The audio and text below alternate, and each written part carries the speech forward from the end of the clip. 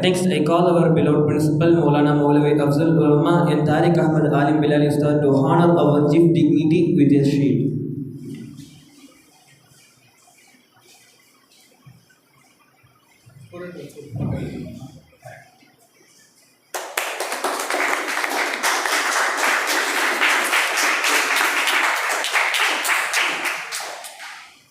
அளவற்ற அருளாளனும் நேரற்ற அன்புடையனுமாகிய அல்லாஹ்வின் திருப்பெயரால் ஆரம்பம் செய்கின்றேன். இந்த பயிற்சியினுடைய முக்கிய நோக்கம் என்னவென்றால் விபத்து தடுப்பு.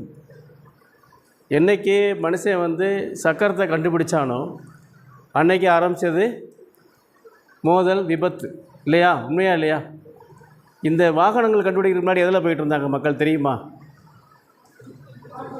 மாட்டு வண்டி. வேறு மாட்டு வண்டி இல்லை, அதுக்கு முதல்ல குதிரை, ஒட்டகம், இதில் தான் அவங்க பயணம் செஞ்சாங்க.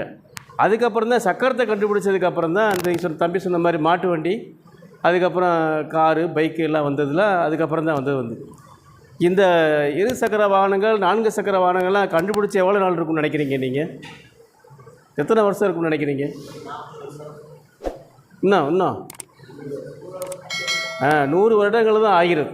100-110 வருடங்கள் தான் ஆகிறது இந்த வாகனங்கள்லாம் கண்டுபிடிச்சி வந்து. இப்போ முதல்ல வாகனம் கண்டுபிடிச்சி வண்டியை ஓட்டுறாங்களாம். ஒரு விபத்து நடந்த போது ஒருத்தர் இறந்து போயிடுறார். மக்கள்லாம் சொன்னாங்களாம், விபத்து ஆகிருமா வண்டி, மோதி ஆக்சிடெண்ட் ஆகி ஆள் இறந்து போயிடுவாங்களான்னு கூட சொன்னாங்களாம் அந்த காலத்தில். இன்றைக்கி அப்படியா இருக்குது? நொடிக்கு 7 பேர் 8 பேர் இந்தியாவில் இறந்துக்கிட்டு இருக்காங்க. எதனாலனா விபத்தில் மட்டும், சாலையில் நடக்கக்கூடிய விபத்தில் மட்டும் கிட்டத்தட்ட பார்த்திங்கன்னா 7 அல்லது 8 பேர் வினாடிக்கு. அப்போ பார்த்துங்க, நாம் எப்படி போகணும்? வீட்டிலேருந்து வர்றோம் அப்படின்னா நம்ம ஒரு பள்ளிக்கூடம் போனாலும் சரி, கல்லூரிக்கு போனாலும் சரி, இல்லை கடைகளுக்கு போனாலும் சரி, எங்கே போனாலும் என்ன தேவைப்படுது? வாகனங்கள் தேவைப்படுதா இல்லையா? வீட்டிலேருந்து 1/2 கிலோமீட்டர் 1 கிலோமீட்டர் பஸ் ஸ்டாண்ட் வரைக்கும் போகிறதுக்கு நடந்தோ அல்லது சைக்கிள்லேயோ அல்லது இருசக்கர வாகனத்திலே போக வேண்டியிருக்கு. அதுக்கப்புறம் பேருந்தில் ஏறி நம்ம அந்த இடத்துக்கு போக வேண்டியிருக்கு இல்லையா? உண்மையா இல்லையா? அப்போ எல்லாருமே, அனைத்து மக்களுமே சாலை பாதுகாப்பை கடைப்பிடிக்கணும்னா சாலையில் என்ன இருக்குது அப்படிங்கிறத தெரிஞ்சிருக்கணும். சாலையில் தெரிஞ்சிருக்கணுமா இல்லையா? நீங்கள் என்னென்ன பார்த்துருக்கீங்க சாலையில்? சொல்லுங்களேன், என்னென்ன பார்த்துருக்கீங்க சாலையில்? என்னென்ன இருக்கும் சாலையில்? ரோடு போட்டிருக்காங்க இல்லையா? என்னென்ன இருக்கும்? Double road. வேறு ஒவ்வொருத்தராக சொல்லுங்கள், உங்களுக்கு என்ன தெரியும்னு சொல்லுங்கள். என்னென்ன வேறு என்ன பார்த்துருக்கீங்க? ஸ்பீடு பிரேக் பார்த்துருக்காரு. வேறு ஒவ்வொருத்தராக சொல்லுங்கள். லேண்ட்மார்க். வேறு டிராஃபிக் சிக்னல். வேறு இதை பற்றி நமக்கு என்ன அறிவு இருக்குது? என்னைக்காவது இதை பற்றி சிந்திச்சிருக்கோமா? நம்ம சிந்திச்சிருக்கோமா? ஜெனரல் நாலேஜ்னு சொல்கிறாங்க இல்லையா? என்னது? பொது அறிவு. தினமும் பேப்பர் பார்க்குற பழக்கம் உண்டா உங்களுக்கு? உண்டா? அதில் எத்தனை இறப்பு செய்திகள் வருகின்றது? மௌத்து செய்தி, விபத்து சம்மந்தமாக. விபத்து சம்மந்தம் இல்லாத ஒரு தினசரி நாளிதழ் இந்தியாவில் இல்லைங்க. தினமும் ஒரு செய்தித்தாளை எடுத்துக்கிட்டிங்கன்னா முதல் பக்கத்துலேயோ 2வது பக்கத்துலேயோ இந்த விபத்து செய்தி இருக்கும். தயவு செய்து நான் பேசுகிறத கவனிக்கணும். நீங்கள் இடையில் நீங்கள் குறுக்க பேசுனீங்கன்னா எனக்கு ஸ்டக் ஆயிரும், அதாவது நின்று போயிடும். எப்படி ஃபோனு ஸ்டக் ஆகாத மாதிரி நின்று போயிடும், சொல்ல மறந்துடுவேன். இன்னொன்று, நான் பேசுகிறத என் கண்ணை நீங்கள் பாருங்கள். அப்போ தான் நீங்கள் உள்வாங்கி நான் என்ன சொல்ல வந்துக்கிற விஷயத்தை நீங்கள் சாலையில் பயணப்படும்போது உங்களுக்கு அந்த இது ஞாபகம் வரும். ஏன்னா ஏனோதானன்ட்டு தான் இருப்பீங்க இல்லையா? இப்போ கல்லூரியில் படிக்கிறீங்கன்னா 1 வருஷம் படிச்சுட்டு கடைசியில் என்ன எழுதுறோம்? பரீட்சை எழுதுகிறோமா இல்லையா? பரீட்சை எழுதும்போது அந்த ஞாபகம் வரணுமா இல்லையா? ஏனோதானு நம்ம கிளாஸில் அட்டன் பண்ணிவிட்டு பரீட்சை எழுதும்போது எப்படி எழுதுவோம்? பாஸ் ஆக முடியுமா? பாஸ் ஆக முடியும். ஆனால் இதுதான் முதல் பரீட்சை. சாலையில் நம்ம பயணம் செய்து எந்த இடத்துக்கு நம்ம போனாலும் சாலையில் என்ன இருக்குது அப்படிங்கிறத தெரிஞ்சுக்கிட்டா தான் நீங்கள் நல்லபடியாக எப்படி காலையில் வீட்டிலேருந்து வந்தோமோ இடத்துக்கு திருப்பி வீட்டுக்கு நம்ம போக முடியும். யாரெல்லாம் விபத்தை பார்த்துருக்கீங்க? கை தூக்குங்களேன். விபத்து நேரடியாக பார்த்துருக்கீங்களா? நேரடியாக நான் டிவியில் ஃபோனில் பார்த்ததை சொல்லலை, நேரடியாக பார்த்துருக்கீங்களா? இத்தனை பேர் பார்த்துருக்கீங்க, கைத்தட்ட வாழ்த்துக்கலாம். அப்போ உங்கள் மனசில் என்ன தோண்டுச்சு? விபத்து மனித தவறா இல்லை எந்திரங்கள் தவறா இல்லை சாலையுடைய தவறா அப்படின்னு பார்த்தீங்கன்னா கிட்டத்தட்ட 90% விபத்துகள் வந்து மனிதனால் ஏற்பட்டது. மனிதனுடைய அவசர குணம். அல்லாவே குர்ஆனில் சொல்லியிருக்கா, என்ன சொல்லியிருக்கானா, மனிதன் அவசரக்காரன் சொல்லியிருக்கானா இல்லையா? மனிதன் அவசரக்காரன், மனிதன் மறதியாளன், மனிதன் தவறு செய்பவன். 3 விஷயங்கள் சொல்லியிருக்கா இல்லையா? மனிதன் தவறு செய்பவன், அவசரக்காரன், இன்னும் என்ன சொன்னேன், மறதியாளன். அப்போ மறதிங்கிறது எல்லா மனிதர்களுக்கும் இருக்கும். யார் மறதி இல்லாதவன்? நம்மை படைத்த இறைவனுக்கு மறதி என்பது கிடையாது. உண்டா இல்லையா? அவசரம் என்பது கிடையாது. இன்னொன்று என்னது? 3 விஷயம் சொன்னேன். தவறு செய்ய மாட்டார். கரெக்டா? அப்போ இந்த 3 விஷயங்களும் சேர்த்து தான் அனுப்பப்பட்டிருக்கான் மனிதன் வந்து உலகத்தில் வந்து. அப்போ நம்ம சாலையில் எப்படி போகிறது, சாலையை பற்றி நம்ம என்ன தெரிஞ்சுக்கணும் அப்படிங்கிறத பற்றி நம்ம பார்ப்போம். கொஞ்சம் விரிவாகவே பார்ப்போம். வந்து என்னோட கிட்டத்தட்ட ஒரு 1 மணி நேரம் என் கூட உட்காந்துருக்கணும். புரியுதா? உட்காந்துருக்கலாமா? வாய்ப்பு இருக்கா? ரைட். யாருக்கெல்லாம் நான் கேட்குறவங்க மட்டும் பதில் சொன்னால் போதும். இந்த பக்கம் உங்களுக்கு கேட்குறேன், யாருக்கு சைக்கிள் ஓட்ட தெரியும்? கையை கீழே போடுங்க. யாருக்கு சைக்கிள் ஓட்ட தெரியாது? ரைட், இங்கிட்டே கேட்டுருவோம். யாருக்கு சைக்கிள் ஓட்ட தெரியாது? எல்லாருக்குமே சைக்கிள் ஓட்ட தெரியும். இங்கிட்டு கேட்குறேன், யாருக்கு நீச்சல் தெரியும்? ஏன் ஒரு 1000 பேர் தெரியாது கை தூக்கிறீங்க, மற்றவங்களுக்கு தெரியாது. இங்கிட்டு பாதி பேர். நீச்சல் தெரியுமா? நீச்சல் தெரியுமா? அப்போ ஏன் நீச்சலுக்கு பழகலை? நீங்கள் நீச்சல் பழகணுமா வேணாமா? பெருமழை இன்னைக்கு கொட்டுச்சு, உங்கள் வீட்டில் வெள்ளம் இவ்வளோ வந்துருச்சு, நீந்தி தான் போனோம்னா நீந்தணுமா இல்லையா? அப்போ நீச்சல் கண்டிப்பாக கற்றுக்குங்க. இனிமேல் நீச்சல் கண்டிப்பாக பக்கத்தில் ஆறோ குளமாக இருந்தால் உங்கள் பெரியவங்க முன்னாடி ஒரு டியூப் வச்சுக்கிங்க, பஸ்ஸு டியூப்பு இல்லை கார் டியூப்பில் வச்சு பழகி விட்ருவாங்க. ஈஸியாக நீங்கள் நீச்சல் பழகிடலாம். ஒன்றும் இல்லைங்க, ஆடு மாடெல்லாம் நீச்சலாக கற்றுக்கிடுச்சு வந்து வெளில வந்து அது நீந்தி வந்துடுது வெளியில். இறைவனுடைய அருள் கொடை அது வந்து. அப்போ நம்மளும் வந்து நீச்சல் கற்றுக்கிறணும். ரைட். இப்போ இந்த பக்கம் கேள்வி, இருசக்கர வாகனம் அதாவது பைக் ஓட்ட தெரிந்தவங்க யாராவது கை தூக்குங்க. எல்லாரும் நீனு ஓட்டுவியா? ஊட்டுவியா? சரி, இறக்குங்க. இப்போ இதில் 18 வயசு பூர்த்தியானவங்க யாராவது கை தூக்குங்க. 18 வயசு. அப்போ ஒருத்தருக்கு அந்த வாய்ப்பு இருக்குது இல்லையா? மித்தவங்களுக்கெல்லாம் வண்டி ஓட்ட தெரியும், ஆனால் லைசன்ஸு கொடுக்க மாட்டாங்க இல்லையா? கொடுப்பாங்களா? அப்போ 18 வயசு பூர்த்தி ஆனதுக்கப்புறம் தான் பைக்கை நீங்கள் எங்கே கொண்டு வரணும்? பொது சாலைக்கு கொண்டு வர முடியும். நீங்கள் வீட்டில் வேணால் வச்சுக்கலாம். வீட்டில் ஒரு 5 ஏக்கர் இடம் இருக்குன்னா நீங்கள் பைக் ஓட்டிக்கலாம் 18 வயசு கீழே. உங்களை யாரும் ஒன்றும் சொல்ல போகிறது கிடையாது. ஆனால் பொது சாலையில் நீங்கள் வரும்பொழுது லைசன்ஸ் வேணும். வயசு 18 முடிஞ்சிருக்கணும். புரியுதா? அப்போ இப்போ என்ன சட்டம் கொண்டாந்துருக்காங்கன்னா, 18 வயசுக்கு கீழே உள்ளவங்க, நான் ஏற்கனவே சொன்னேன், நீங்களாக பேசிக்கிறாங்க, நான் கவனிப்பேன் அப்படின்னு. இங்கே நின்று பேசுனா தான் உங்களை பார்க்க முடியாது. நான் நடந்துக்கிட்டே தான் பேசுவேன், உங்கள் கண்ணை நான் பார்ப்பேன். நீங்கள் பேசுகிறீங்கன்னா எனக்கு டிஸ்டர்பன்ஸ் ஆகும். கடைசி என்ன பேசுனீங்க சொல்லுங்கள்? 18 வயசுக்கு கீழே நீங்கள் வந்து வண்டியை ஓட்டிகிட்டு போய் ஏதாவது ஒன்று ஆச்சு, இல்லை ஏதாவது போலீஸ்காரங்க இல்லை ஆர்டிஓ சம்மந்தப்பட்ட ஆளுங்க பிடிச்சாங்கன்னா உங்களுக்கு ஃபைன் எதுவுமே போட மாட்டாங்களாம். உங்களை வீட்டுக்கு அனுப்பிச்சிடுவாங்க, வண்டியை வாங்கி வச்சுக்கிடுவாங்க. உங்கள் பெற்றோர்களை வர சொல்லி அவங்களுக்கு 1,00,000 50,000 இல்லை 20,000 ஃபைன் போடுவாங்க. 1 வருஷம் சிறை தண்டனை தருவாங்களாம். எத்தனை வருஷம்? உங்களுக்கு லைசன்ஸே கொடுக்க மாட்டாங்க. 18 வயசானாலும் கொடுக்க மாட்டாங்க, எழுதி கொடுத்துருவாங்க. இவர் வந்து தப்பு பண்ணார் அப்படின்னு சொல்லிட்டு திருப்பி நீங்கள் நீதிமன்றம் போய் இனிமேல் நான் அப்போ தப்பு செய்ய மாட்டேன் அப்படின்னு சொல்லி எழுதி கொடுத்ததுக்கப்புறம் லைசன்ஸே நீங்கள் வாங்க முடியும். இப்போ உள்ள சூழ்நிலையில் 2 சக்கர வாகனம் இல்லாத வீடு ஏதாவது இருக்கா? எல்லார் வீட்லேயும் சைக்கிளுக்கு பதிலாக 2 வீலர் இருக்கா இல்லையா? ஸ்கூட்ரு, பைக் எல்லாமே இருக்குது. அப்போ இந்த அடிப்படையில் பார்க்கும் பொழுது பைக் ஓட்டி பழகினாலும் 18 வயசுக்கு அப்புறம் தான் நீங்கள் வண்டியை ரோட்டில் பொது சாலையில் பயன்படுத்த முடியும். இதை மனசில் வச்சுக்கிங்க. புரியுதா? யாராவது வீட்லலாம் பைக் இருக்குது, கை தூக்குங்க. எல்லார் வீட்லேயும் பைக் இருக்குது, எல்லாருக்கும் ஓட்ட தெரியும் இல்லையா, தம்பியை தவிர. நீனு கை தூக்குனியா? எத்தனை வயசாகுது உங்களுக்கு? சும்மா சொல்லுங்கள். ஒன்றே இல்லை, அவர் 16. இன்னும் 2 வருஷத்தில் வாங்கிடலாம் லைசன்ஸ். ரைட், சரி. இப்போ சாலையில் நீங்கள் சொன்னீங்க கோடு பார்த்தோம், ஸ்பீடு பிரேக் இருக்குது, எல்லாம் பார்த்தீங்க. முக்கியமாக சாலையில் போர்டு வச்சுருக்காங்க, பார்த்துருக்கீங்களா? என்ன போர்டு வச்சுருக்காங்க? ஏதோ ஒரு ஷேப்பில் போர்டு வச்சுருக்காங்க. அது எதுக்கு தெரியுமா? சாலையை பயன்படுத்துபவர்கள் பத்திரமாக அந்த சாலையில் போயிட்டு வர்றதுக்காக தான் வச்சுருக்காங்க. இது 3 வகையான சின்னங்கள் வச்சுருக்காங்க. சாலையில் சின்னங்கள் எத்தனை வச்சுருக்காங்க? 3 வகையான சின்னங்கள் வச்சுருக்காங்க. ஒன்று உத்தரவு சின்னம், இன்னொன்று எச்சரிக்கை சின்னம், இன்னொன்று தகவல் சின்னம்னு வச்சுருக்காங்க. இது எதுக்காக வச்சுருக்காங்கன்னா, பஸ்ஸு, காரு, லாரி இல்லை 2 வீலர் ஓட்டுறவங்க அந்த ரோட்டில் அன்றைக்கி தான் புதுசாக போகிறாங்கன்னா சாலையில் வளைவு இருக்கா என்ன அப்படிங்கிறத காமிக்கிறதுக்காக ஒரு போர்டு வச்சுருப்பாங்க. இந்த இடத்துல மெதுவாக போங்கன்னு சொல்கிறதுக்கு ஒரு போர்டு வச்சுருப்பாங்க.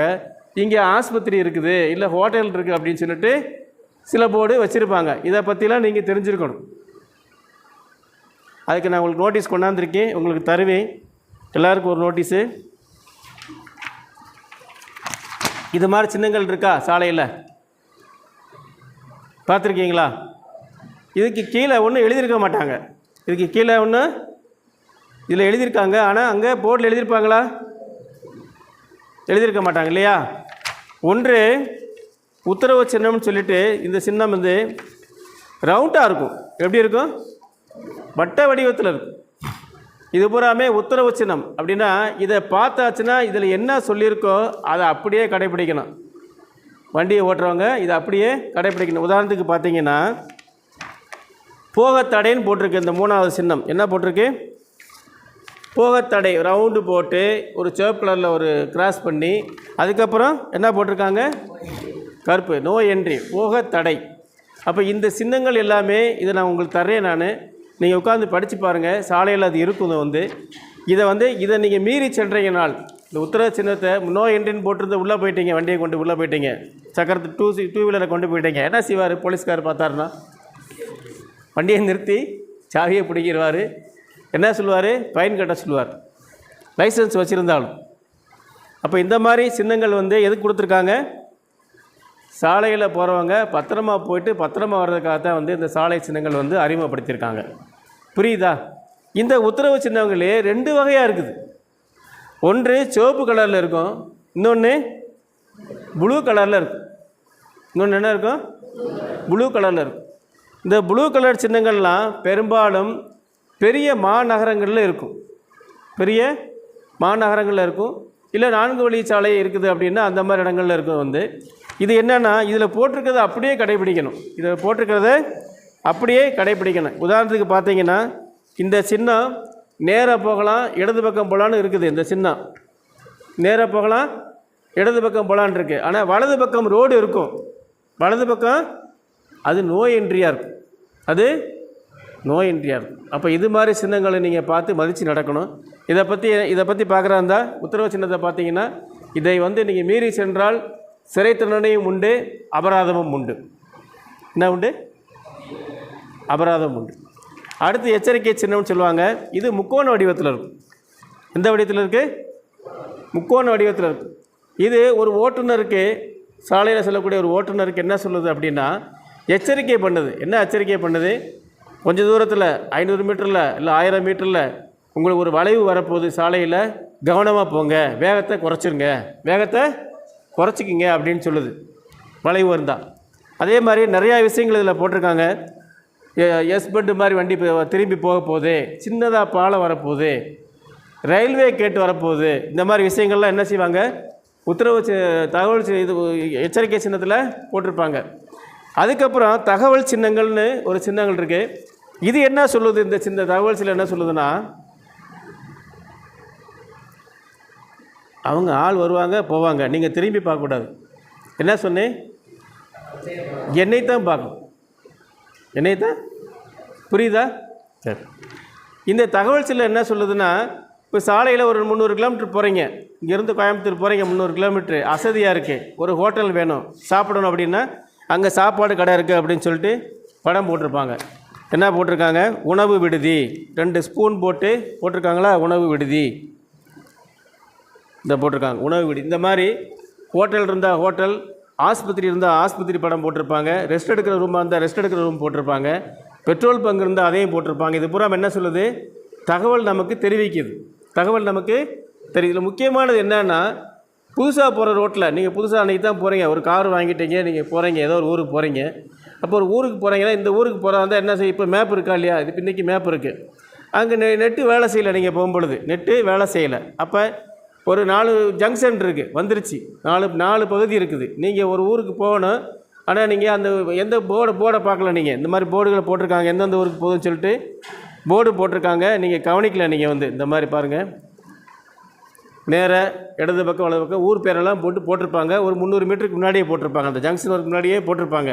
அதை நீங்கள் கவனிச்சிருந்தீங்கன்னா நம்ம போகிற ஊரை பார்த்து நம்ம ரைட்லேயோ லெஃப்ட்லேயோ திரும்பி போயிருந்துருக்கலாம். அதை நீங்கள் கவனிக்காமல் போனீங்கன்னா ரொம்ப தூரம் போய் அதுக்கப்புறம் சந்தேகப்பட்டு அங்கனுக்குள்ளே உள்ளவங்ககிட்ட விவரம் கேட்டு நீங்கள் திருப்பி வரணும். உங்களுக்கு நேர விரயம், கால விரயம் எல்லாம் ஆகும். புரியுதுங்களா உங்களுக்கு? இது என்னது? தகவல் சின்னங்கள். இது பூராமே மோட்டார் வாகன சட்டத்தில் கண்டிப்பாக இருக்குது. மோட்டார் வாகன சட்டத்தில் கண்டிப்பாக இருக்குது. நீங்கள் தம்பி சொன்னார் இல்லையா, வேகத்தடை இருக்குது. வேகத்தடையும் கூட 3 விதமாக இருக்குது தமிழ்நாட்டில். எத்தனை விதமாக இருக்குது? 3 விதமாக இருக்குது. ஒன்று, நீங்கள் நிறுத்தி தான் போகிற மாதிரி இருக்கும். செவரு மாதிரி கட்டி வச்சுருப்பாங்க. அதில் ஃபஸ்ட்டு கியர் இல்லை போக முடியாது. இன்னொரு வேகத்தடை என்னென்னா கொஞ்சம் ஸ்லோவாக போய்க்கலாம். இன்னொரு வேகத்தடை பார்த்தீங்கன்னா அது ஸ்லோவாக போட்டிருப்பாங்க. இந்த வேகத்தடையில் ஏரியாங்கிற மாதிரி தெரியாத மாதிரி வண்டி ஸ்லோவாக போட்டிருப்பாங்க. நீங்கள் பார்த்துருப்பீங்க, இந்த அனுமந்தன்பட்டி புதுப்பட்டியிலெல்லாம் இப்போ போட்டிருக்காங்களே புதுசாக, அது மாதிரி போட்டிருப்பாங்க. இப்போ ஏன் அந்த மாதிரி வேகத்தடை போட்டிருக்காங்க அப்படின்னா அதுக்கு காரணம் இருக்குது. என்ன இருக்குது காரணம்? எதுக்கு வேகத்தடை போட்டிருக்காங்க? ஸ்லோவாக போகிறதுக்கு. வேறு சொல்லுங்கள், நீங்களே சொல்லுங்கள். வேகத்தடை எதுக்கு போட்டிருக்காங்க? ஆக்சிடெண்ட்டை தவிர்க்கிறதுக்கு. வேறு வளையிற இடம்,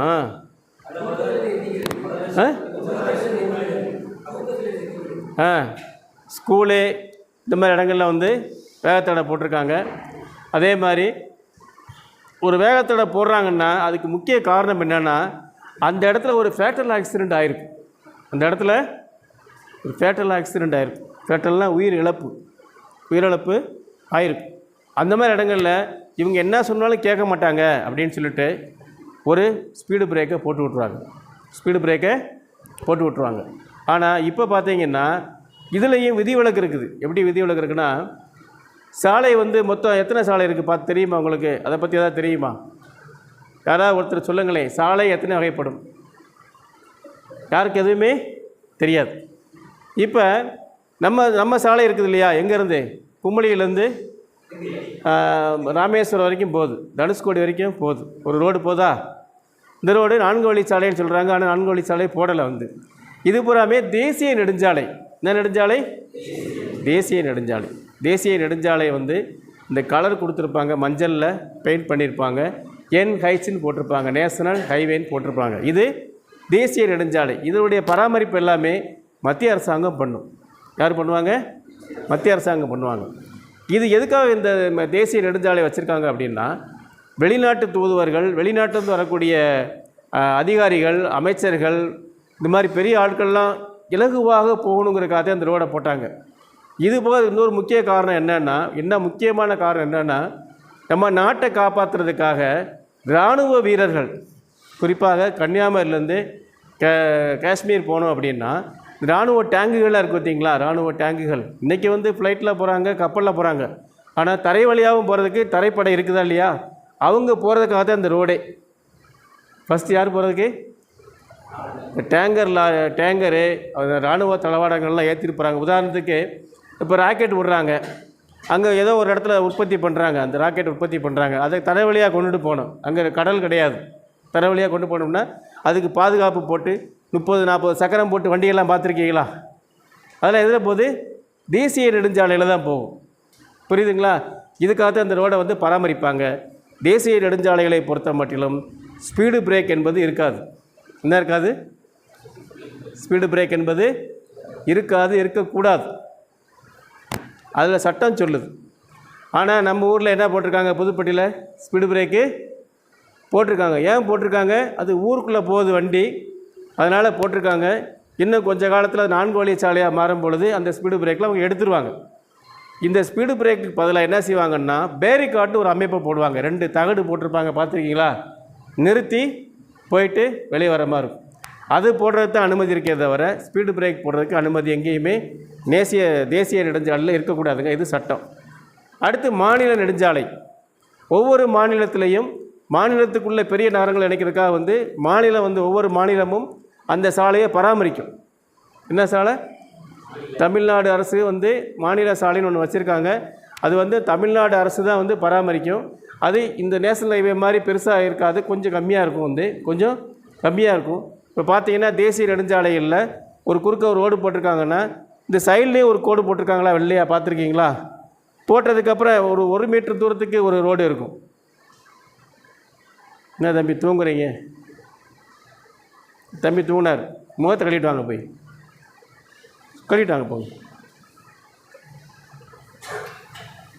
நீங்கள் தூங்கினா எனக்கு தூக்கம் வருமா வராதா? வருமா வராதா? பக்கத்தில் உள்ளவரும் தூக்க வச்சுருக்கிறீங்க.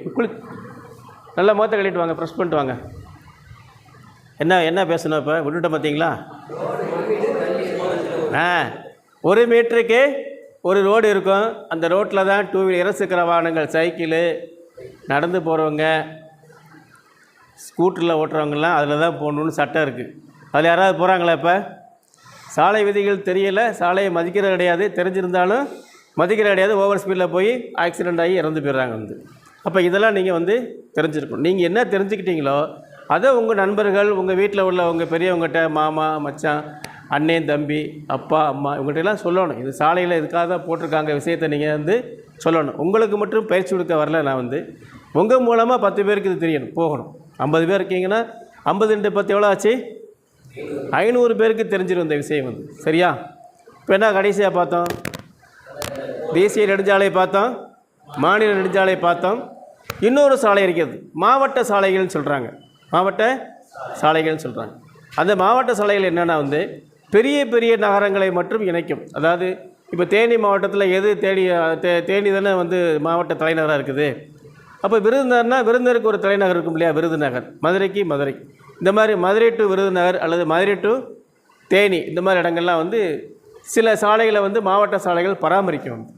நேஷனல் ஹைவே இல்லாத இடங்களில், நேஷனல் ஹைவேயில் இல்லாத இடங்களில் அந்த ரோடை பராமரிப்பாங்க. மூன்றாவதாக என்னென்னா முதல் தேசிய நெடுஞ்சாலை, மாநில நெடுஞ்சாலை, மாவட்ட நெடுஞ்சாலை, அதுக்கப்புறம் கிராம சாலைகள்னு சொல்கிறோம். என்னது? வில்லேஜுக்கு போகுது இல்லையா? வில்லேஜுக்கு போகிற ரோடு. இப்போ உதாரணத்துக்கு கம்பத்துலேருந்து நாராயணத்தேவன்பட்டிக்கு போகுது, என்டிபட்டிக்கு போகுது, வேறு என்னமோ ஊர் சொல்கிறாங்க இல்லையா, கேகேப்பட்டி, அது ராயப்பன்பட்டி வழியாக பாளையம் போகுது. இது பூரா கிராம சாலைகளில் இது கிராம சாலைன்னு இருந்தாலும் அரசாங்கம் தான் அதை பராமரிக்கும்.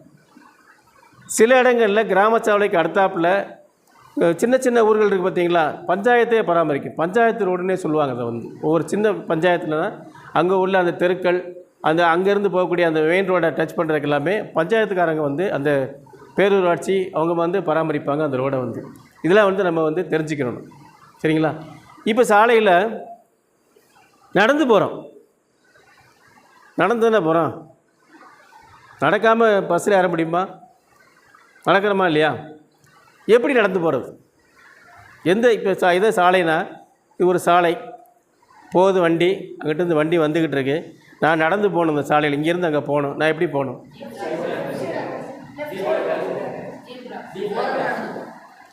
சொல்லக்கூடியது கார் நேராக போகுது, 2 வீலர் நேராக போகுது, ஆட்டோ நேராக போய்கிட்டு இருக்கு. நான் நடக்கணும். அதில்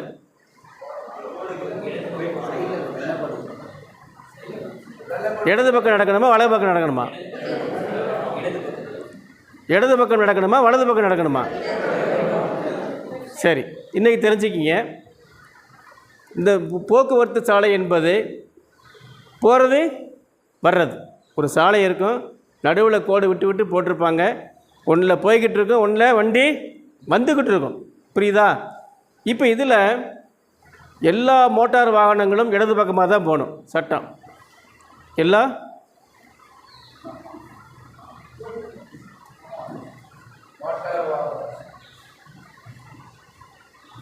இப்போ இப்போ எங்கள் ஆஃபீஸில் நான் பயிற்சி மையத்தில் வந்து 8 வருஷம் ஒர்க் பண்ணியிருக்கேன். அதுபோக ஒரு 7 வருஷம் வந்து தமிழ்நாடு முழுக்க ஒரு 30,000 டிரைவர்களுக்கு ட்ரைனிங் கொடுத்துருக்கேன், கண்டக்டருக்கு ட்ரைனிங் கொடுத்துருக்கேன்.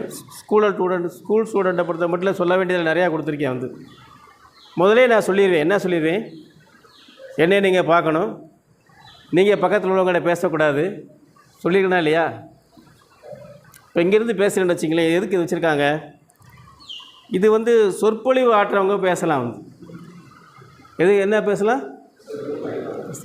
இங்கே கையை காலை ஆட்ட முடியுமா? கையை காலை பேச முடியாது. அப்போ இந்த கை கால்களை ஆட்டி பேசும் பொழுது, நான் நடக்கும் பொழுது நீங்கள் என்னையே பார்ப்பீங்க இல்லையா? வாய்ப்பு இருக்கா இல்லையா? வாய்ப்பு இருக்கா இல்லையா? அதனால தான் சொல்கிறேன், இது உங்கள் வாழ்க்கை சம்மந்தப்பட்டது, உங்கள் குடும்பம் சம்மந்தப்பட்டது இந்த பயிற்சி. புரியுதா? அப்போ கவனமாக என்னை பார்த்து கேளுங்க. உங்களுக்கு ஏதாவது சந்தேகம், டவுட் இருந்தால் நான் பேசி நிறுத்தினதுக்கப்புறம் நீங்கள் என்கிட்ட கேள்வி கேட்கலாம். கேள்வி கேட்டால் தான் உங்களுடைய அந்த திறமை வளரும். சாலை சம்மந்தப்பட்ட திறமை வந்து உங்களுக்கு வளரும். கடைசியாக என்ன பார்த்தோம்? நடந்து போகிறத பார்த்தோம். அதாவது மோட்டார் வாகனங்கள் எல்லாமே போக்குவரத்து சாலையில் இடது பக்கம் போகணுங்க, இடது பக்கம் போகணும். ஆனால் மனிதர்கள் எங்கே நடக்கணும்னா வலது பக்கமாக நடக்க வேண்டும். எப்படி நடக்கணும்? வலது. ஏன் வலது பக்கமாக நடக்க சொல்கிறாங்க அப்படின்னா, வலது பக்கம் நீங்கள் நடந்து போகும்போது எல்லா காரு எல்லா பைக்கும் உங்களுக்கு எய்த்தாப்பில் வரும் இல்லையா? இடது பக்கம் நீங்கள் நடந்தீங்கன்னா பின்னாடி தானே எல்லா வண்டியும் வரும். ஹார்ன் அடிப்பாங்க, ஒருத்தருக்கு காது செவிடாக இருக்கும், அவர் கேட்காது, என்னடா ஹார்ன் அடித்து அடிக்கல, அவருக்கு ஏதோ பிரச்சனை வந்து மோதிட்டாருன்னா அந்த ஆள் இறந்து விடுவாரா இல்லையா? இடது பக்கம் நடந்து போகிறவரை சொல்கிறேன் நான். புரியுதா? வலது பக்கம் நடந்து போகும்போது என்ன நடக்கும்னா, எல்லா வண்டியும் உங்களை பார்த்து வரும். உங்கள் கண் அந்த வண்டிகளை பார்க்குமா பார்க்காதா? வலது பக்கம் நடக்கும் பொழுது. அப்போ வலது பக்கம் நடக்கிறது தான் சரியான முறை. என்ன முறை? சரியான முறை. எந்த ரோட்டில்? போக்குவரத்து சாலை. போக்குவரத்து அப்படின்னா 2 வண்டி போகும். போக்குவரத்து என்னது? 2 வண்டி போகும். சாதாரண ரோடு இருக்கு இல்லையா? ரோட்டில் 2 வண்டி போதா இல்லையா? ஒன்று போகுது, ஒன்று வருதா இல்லையா? அதுதான் போக்குவரத்து சாலை. இந்த சாலையில் நீங்கள் நடக்கும் பொழுது, நடந்து ஒரு இடத்துக்கு 2 கிலோமீட்டர் நடக்கணும், 1/2 கிலோமீட்டர் நடக்கணும்னா கூட வலது பக்கம் தான் நடக்கணும். எதிரே வரக்கூடிய போக்குவரத்தை பார்த்து நீங்கள் நடக்கணும். அப்படி நடக்கும் பொழுது அந்த வண்டி ஏட்டிக்கு போட்டு வந்தால் கூட நீங்கள் விளைவிக்கலாம் இல்லையா? நீங்கள் இடது பக்கமாகவே போகும்பொழுது பின்னாடி வரக்கூடிய வண்டி வந்து நீங்கள் எந்த வண்டி ஒரு ஹார்ன் அடிக்கிறார், எப்படி ஹார்ன் அடிச்சிருக்காங்க நிறையா பேர். 2 வீலர்லாம் இப்போ மியூசிக்கல் ஹார்ன்லாம் வந்துருச்சா? ஒருவேளை காராக இருக்குமோ அப்படின்னு ஒரு பயம். அவர் கிட்டக்கு வந்து ஹார்ன் அடித்தா நம்ம பயந்துடும். வந்து சப்போஸ் அங்கே தூரமாக அடிக்கல, நல்லா போய்கிட்டே இருந்தீங்க, திடீர்னு ஏதோ அப்படி லேசாக கொஞ்சம் பிரளமா இல்லையா கால், அப்படி நடக்கும் பொழுது பின்னாடி வரக்கூடிய வண்டி உங்கள் மேலே மோதுறதுக்கு வாய்ப்புகள் இருக்கா இல்லையா? ஏன்னா நம்ம வந்து ரியர்வியூ மிரராக வச்சுருக்கோம் பின்னாடி வரக்கூடிய வண்டியெல்லாம் பார்க்குறதுக்கு. பின்னாடி கண்ணு இருக்கா? இல்லை. புரியுதா? அப்போ மோட்டார் வாகன சட்டப்படி மனிதர்கள் நடக்கக்கூடியது வலது பக்கம்தான் நடக்க வேண்டும். எந்த சாலையில்? போக்குவரத்து சாலையில். இப்போ சிட்டிக்குள்ளே இருக்குது. சிட்டி இப்போ மதுரையில், திருச்சியில், கோயம்புத்தூரில் எல்லாம் சிட்டிக்குள்ளே ரோடு இருக்குது. அதுவும் போக்குவரத்து சாலை ரோடு இருக்குது.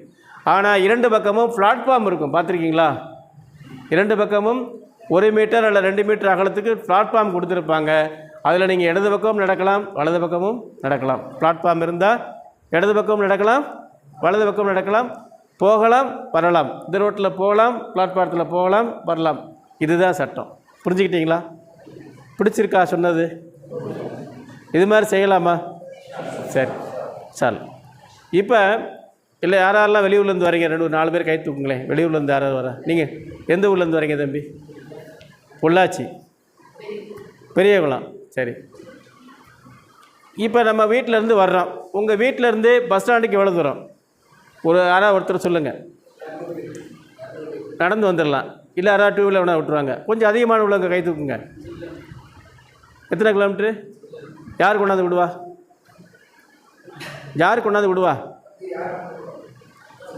கொண்டாந்து விட்டுருவாங்க. பஸ் ஸ்டாண்டில் கொண்டாந்து விட்டுருவாங்க. இப்போ நீங்கள் போகக்கூடிய அந்த பேருந்தானது வண்டி நிற்கும் பொழுது ஏறுங்க. வண்டி நிற்கும் பொழுது ஏறுங்க. இப்போ பேருந்தை பொறுத்த மட்டும் ஏறும் வழி எங்கே இருக்குன்னு தெரியுமா? யாராவது சொல்லுங்களேன். இறங்கும் வழி சரி தெரியுமா எல்லாத்துக்கும்? சரி எழுதியிருக்குமா? சரி. டவுன் பஸ்ஸில் சிட்டியில் ஓடக்கூடிய வண்டிகளில் அதே தானா? அதே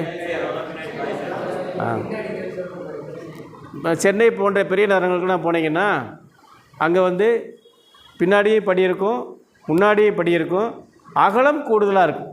எப்படி இருக்கும்? அதில் ஏறவும் செய்வாங்க, இறங்கவும் செய்வாங்க. அதில் ஏறவும் செய்வாங்க, அகலமான படிகள் இருக்குது. அந்த மாதிரி பேருந்துகளும் பெரிய நகரங்களில் ஓடிக்கிட்டு இருக்கு. வந்து இப்போ ஒரு பேருந்து நகன்றுச்சு வண்டி, நீங்கள் அதை அவசரமாக ஓடி போய் என்றைக்காவது பிடிச்சிருக்கீங்களா? கம்பியை பிடிச்சி ஏறியிருக்கீங்களா? யாராவது கை தூக்குங்களேன்.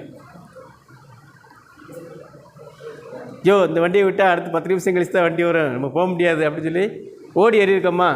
அந்த மாதிரி ஓடி ஏறுறதுக்கு முன்னாடி நீங்கள் யோசிங்க. காலையிலேயே யோசிங்க. எல்லாருமே பஜர் தொழுகிறோம் இல்லையா?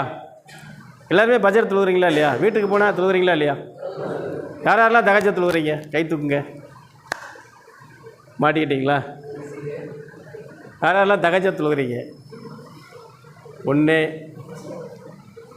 2 3 டெய்லி. நான் சொல்கிறேன் தினமும். ஒரு நாள் கூட மிஸ் பண்ணாமல் அந்த தொழுதுருக்கே சொல்கிறேன். கை தூக்குங்க பார்ப்போம். இல்லை, அந்த 3:30 மணி 4 மணின்னா ஆட்டோமேட்டிக்காக எந்திரிக்கக்கூடிய அந்த மனப்பான்மை எப்போ வரும்னா, நைட்டு நீங்கள் 9 மணி 9 வரைக்கும் தூங்கியிருக்கணும். எத்தனை மணிக்கு தூங்கணும்? 10 மணிக்கு முன்னாடி தூங்கியிருந்தால் 3:30க்கு எந்திரிச்சிடலாம், 4 மணிக்கு எந்திரிச்சிடலாம். என்ன எங்கேயோ பேச்சு போதா? அங்கிட்டு தனியாக 2 பேர் பேசுகிறீங்களே, தனியாக யாரும் பேசக்கூடாது. இப்போ ஒரு பேருந்து நகன்றுச்சு வண்டி, நீங்கள் ஓடி போய் இப்போ இளவட்டங்கிறதுனால நம்ம ஓடி போய் ஏறுறோம். என்னால் ஏற முடியுமா? எனக்கு கொஞ்சம் கஷ்டம் இல்லையா? கால் வலிக்கும். எனக்கு வயசு 66. என்ன நடக்குது? 66 வயசு இருக்குமா எனக்கு? 25 ஆண்டுகள் பேருந்து ஓட்டுநராக இருந்திருக்கேன். ஒரு 8 ஆண்டுகள் பேருந்து ஓட்டுநருக்கு பயிற்சி கொடுக்கக்கூடிய பயிற்சியாளராக இருந்திருக்கேன். இப்போ 7 வருஷம் சென்ட்ரல் கவர்மெண்ட்டோடைய அந்த பெட்ரோலியம் கன்சர்வேஷன் ரிசர்ச் அசோசியேஷன் நிறுவனத்தில் 7 வருஷம் கௌரவ ஓட்டுநர் விரிவுரையாளர் இருந்திருக்கேன் நான் வந்து. அப்போ எத்தனை மக்களை சந்திச்சிருப்பேன்? என்னுடைய பணியில் எத்தனை பேரை சந்திச்சிருப்பேன் நான், உங்களை மாதிரி மாணவர்களை இல்லையா?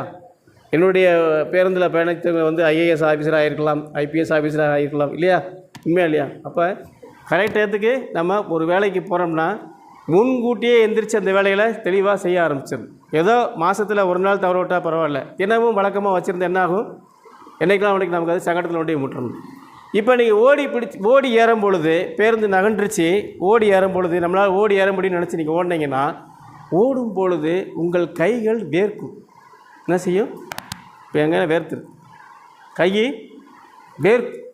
அந்த வேர்வையோடு நீங்கள் கம்பியை பிடிச்சிட்டிங்கன்னா அந்த கம்பி வலுவலுன்னு இருக்கும், வழுக்கி விட்டுரும். கம்பி பிடிக்கும் பொழுது கம்பி வழுக்கி விட்டு கீழே விழுந்துட்டிங்கன்னா அடிபட்டுரும். அடிபட்டால் எங்கே அடிபடும்? கீழே விழுந்தால் அடிபட்டால் எங்கே அடிபடும் தெரியுமா? எங்கே அடிபடும்? எங்கே? தலையில் முதல்ல அடிபடும், அப்புறம் தான் காலு கையெல்லாம். காலு கையில் அடிபட்டால் வாங்கிக்கலாம், செஞ்சுக்கலாம், சரி பண்ணி கொடுத்துருவாங்க. தலையினா முடியுமா? ஏன் முடியாதுன்றாங்க? அனைத்து இரத்த ஓட்டங்களும் இங்கே தான் போய் முடியுது. இதுதான் எல்லா வேலையும் செஞ்சிகிட்ருக்கு. உள்ளுக்குள்ள அந்த மூளை தான் வந்து எல்லா வேலையும் செஞ்சுக்கிட்டு இருக்கோம். இப்போ நான் பேசிக்கிட்டு இருக்கேன்னா மூளையிலேருந்து உள்ள விவரங்கள்லாம் எடுத்து கொடுத்துட்ருக்கு, நான் வாயினால் பேசிகிட்டு இருக்கேன் உங்கள்கிட்ட. எப்படி நம்ம செல்ஃபோனில் வந்து நிறையா விஷயங்களை ஃபோட்டோலாம் போட்டு வச்சுருக்கோம், ஃபோட்டோ எடுத்து பார்க்குறோமோ அது மாதிரி ஒவ்வொன்றா நினைவுகள் வந்து உள்ளே வந்துக்கிட்டே இருக்கும்.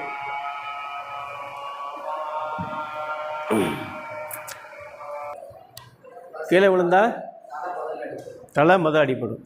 ஏன்னு தெரியுமா? என்னைக்காவது சிந்திச்சு பார்த்துருக்கீங்களா? தலை ஏன் போய் மோதுது?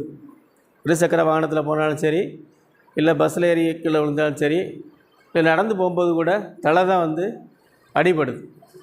இதுக்கு என்ன காரணம்னு பார்த்தீங்கன்னா, நம்ம உடல் உறுப்புகள் இருக்கு இல்லையா, கை, கால், இடுப்பு பகுதி, இதையெல்லாம் கட் பண்ணி தனித்தனியாக தெராசில் நிறுத்தோம்னா எவ்வளோ வெயிட்டோ அதை விட 5 மடங்கு அதிகமான வெயிட்டு தலை.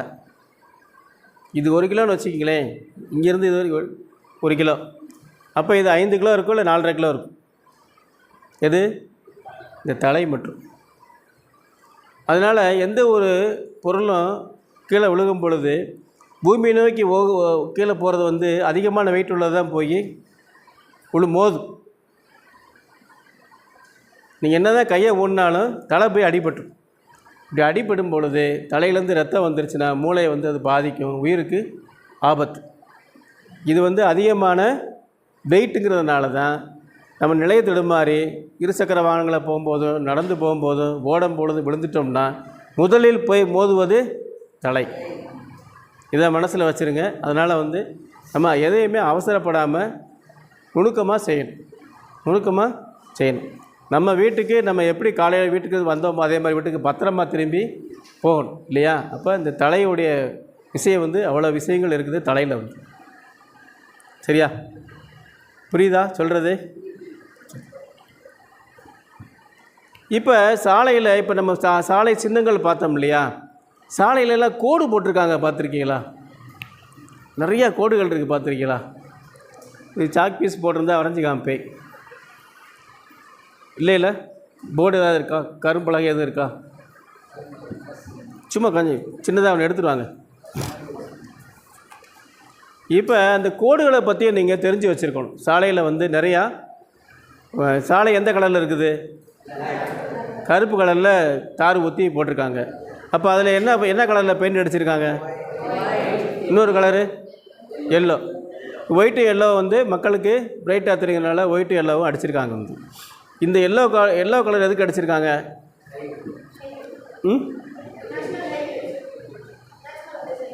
நேஷனல் ஹைவேல வெள்ளை அடிச்சிருக்காங்க. தரையில் இந்த ரோடுனா தரையில் அடிச்சிருக்காங்களா? ரோட்டில் பார்த்துருக்கீங்களா? பைபாஸில் இருக்குது.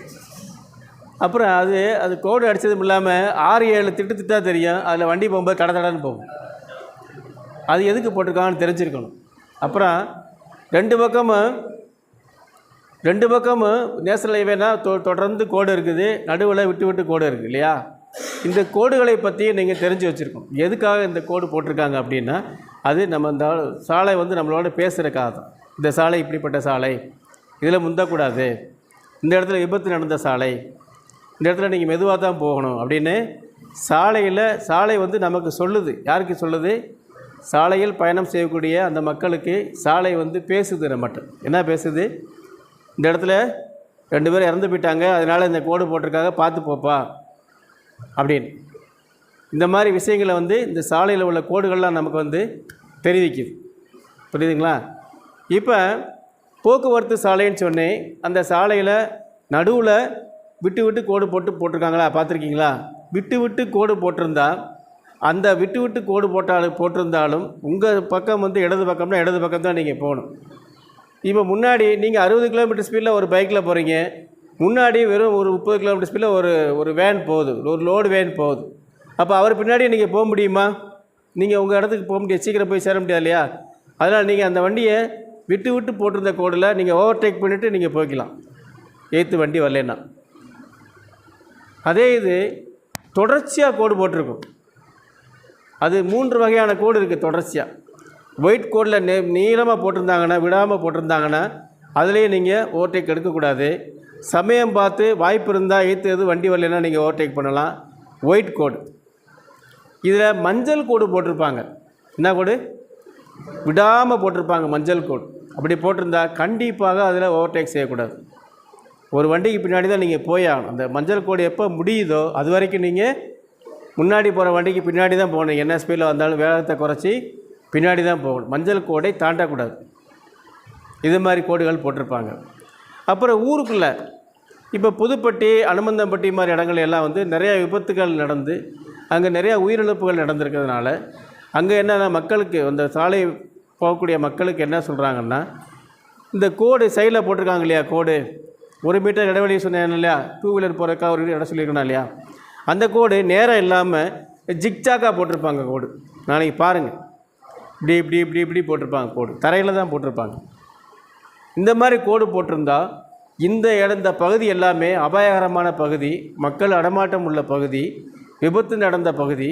அதனால் நீங்கள் வேகத்தை குறைத்து மெதுவாகத்தான் போகணும் அப்படின்னு அந்த கோடு நமக்கு சொல்லுது.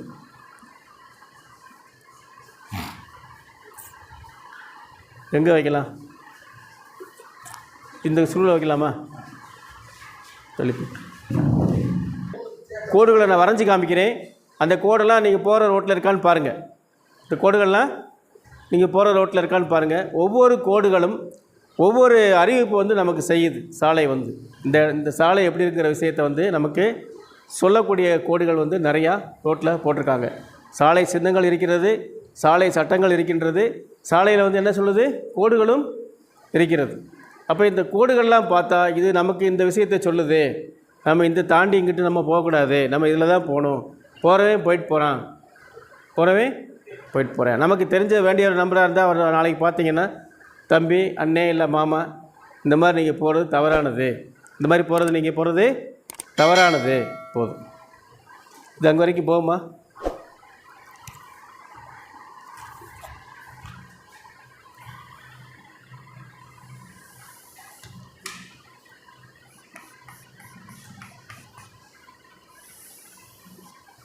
இதுதாங்க போக்குவரத்து சாலை.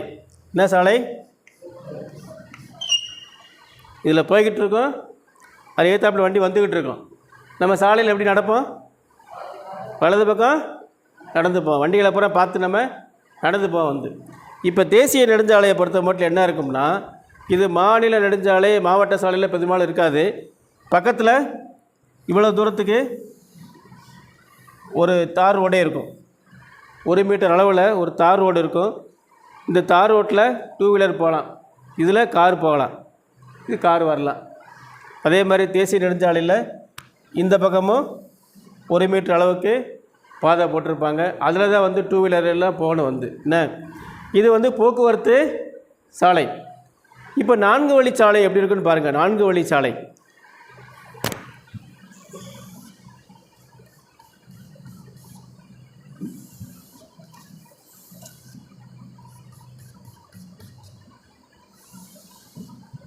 இது தாங்க 4 வழிச்சாலை. எப்படி இருக்கும்? இது நடுவில் திட்டு மாதிரி போட்டிருப்பாங்க. இதில் 2 ரோடு இருக்கும், அதில் 2 ரோடு இருக்கும். எப்படி தெரியுதா உங்களுக்கு? தெரியலாம், கிட்ட வந்து உட்காருங்க, உட்காந்து. இந்த 4 வழிச்சாலையில் நடுவில் என்ன இருக்குது? திட்டு மாதிரி இருக்கா? மரங்கள்லாம் வளர்த்துருப்பாங்க, சில இடங்களில் புல் வளர்த்துருப்பாங்க வந்து. ஆமாம், இந்த சாலையில் இதுக்கு நம்பர் இருக்குது. என்ன இருக்குது? நம்பர் இருக்குது. இந்த திட்ட ஒட்டி உள்ள சாலை எல்லாமே இது போகிறது, இதுவும் போகிறது, இது வர்றது, இது வர்றது. புரியுதுங்களா? இந்த திட்ட ஒட்டி உள்ள ரோடுக்கு நம்பர் வந்து 1. என்னது? சென்ற ஒரு போட்டிருக்கா இல்லையா, மையச்சாலை, செடி கொடியெலாம் வளர்த்து வச்சுருக்காங்க இல்லையா, அதை ஒட்டி உள்ள சாலையுடைய நம்பர் வந்து 1. பக்கத்தில் உள்ள நம்பர் வந்து 2.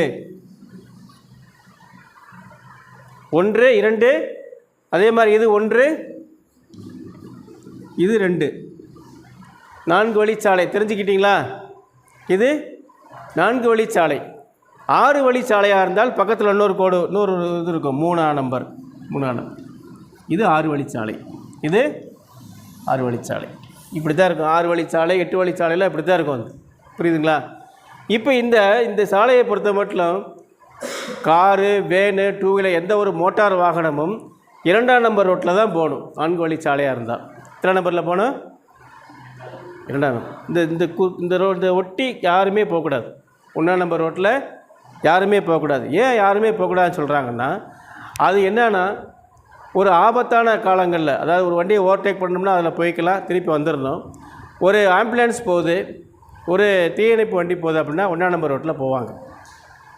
அது எப்போதுமே காலியாக இருக்கணுமா அந்த ரோடு? எப்போதுமே, புரியுதா, காலியாக இருக்கணும். தொடர்ச்சியாக எந்த வாகனமும் அந்த சாலையில் போவதற்கு அனுமதி இல்லைங்க. ஆனால் நீங்கள் பார்த்துருப்பீங்க, மாற்றமாக பார்த்துருப்பீங்க இல்லையா? நீங்கள் பார்த்தது பூராமே மாற்றமாக பார்த்துருக்கீங்க. என்ன அர்த்தம்னா, அவங்க சாலை விதிகளை மதிக்காமல் போகிறாங்கன்னு அர்த்தம். ஒன்று தெரிஞ்சுக்கலாம், இல்லை தெரியாமல் இருக்கலாம். இது இந்த சாலை வந்து.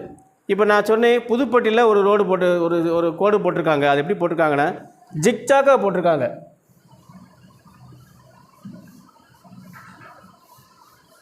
பார்த்துருக்கீங்களா அப்படி சாலையை?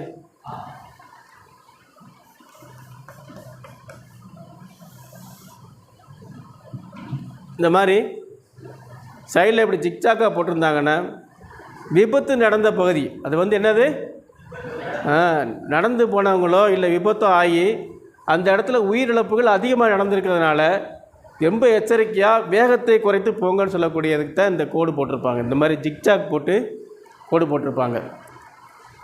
டஸ்டர் இல்லையா? ரைட். இப்போ இந்த சாலையில் சாலை வளையுது, சாலை வளையுது, வலது பக்கம் திரும்புது. இப்போ வலது பக்கம் திரும்புறதுக்கு நான் ஏற்கனவே காமிச்சேன். என்ன போட்டிருக்கு இதில்?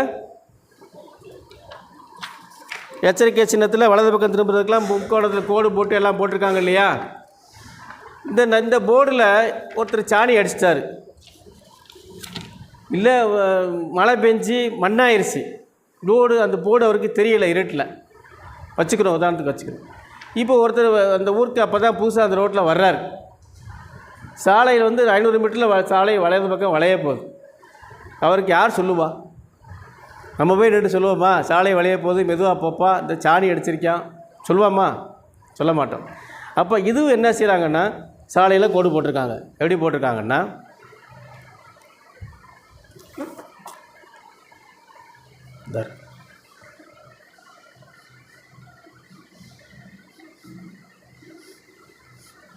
இப்படி ஒரு கோடு போட்டிருப்பாங்க.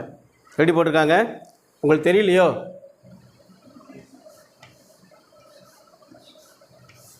இப்படி ஒரு 6 கோடு இருக்கும்.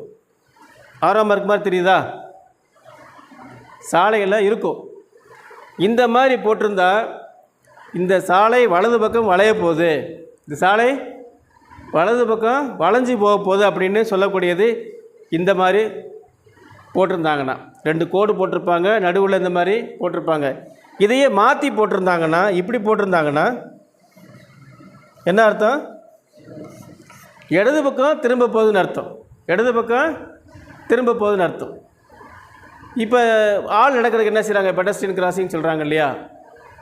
சாலையில் போட்டிருக்காங்க இல்லையா? ஒரு ரோட்லேருந்து ஒரு பக்கத்துலேருந்து இன்னொரு பக்கம் போகணும். அப்போ என்ன செய்யலாம்? வண்டிகளெல்லாம் போயிட்டு வந்துக்கிட்டே இருக்குது, தொடர்ச்சியாக போயிட்டு வந்துக்கிட்டு இருக்குது. அப்போ அந்த மாதிரி இடங்கள் என்ன செய்வாங்க? உதாரணத்துக்கு ஊர்களில் தான் போட்டிருப்பாங்க. அது எப்படி போட்டிருப்பாங்க? போட்டிருக்காங்களா? எப்படி இப்படி போட்டிருக்காங்களா?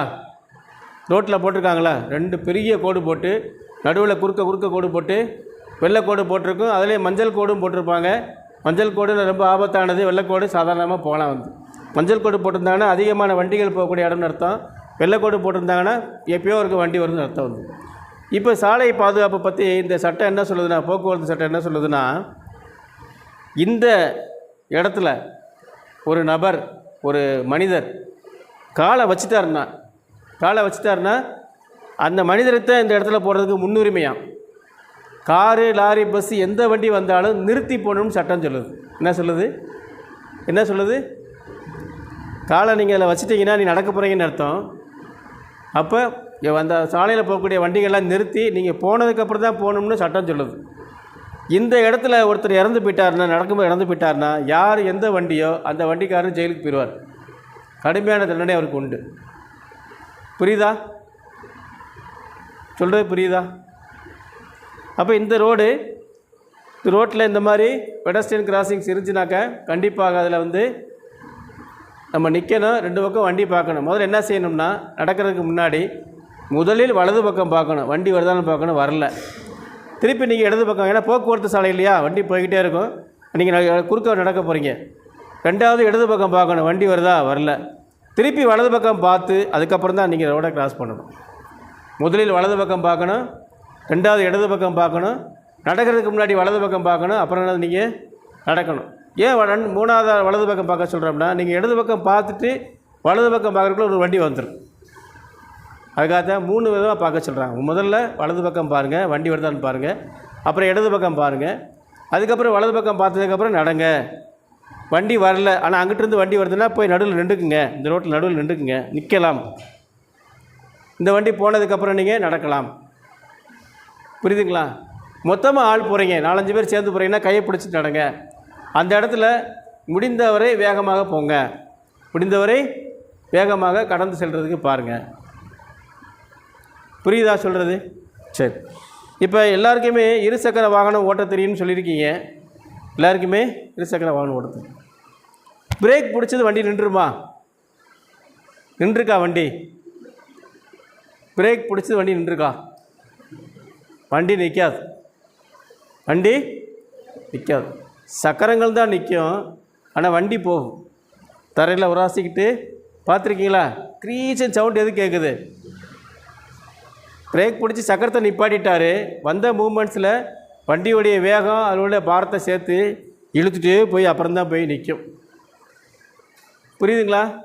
இப்போ நாங்கள் சொல்லக்கூடிய பஸ்ஸு காருக்கெலாம் சொல்லக்கூடிய விஷயத்தை உங்களுக்கு மோட்டார் சைக்கிள் நீங்கள் ஓட்டுறதுனால அதையும் நான் சொல்கிறேன். இதில் யாருக்கு கார் ஓட்ட தெரியும்? 1 2 பேர் இருக்கீங்க, 3 4 சும்மா நீட்டுங்க. லைசன்ஸ் இல்லை, ஆனால் கார் ஓட்ட தெரியும், அப்படி தானே?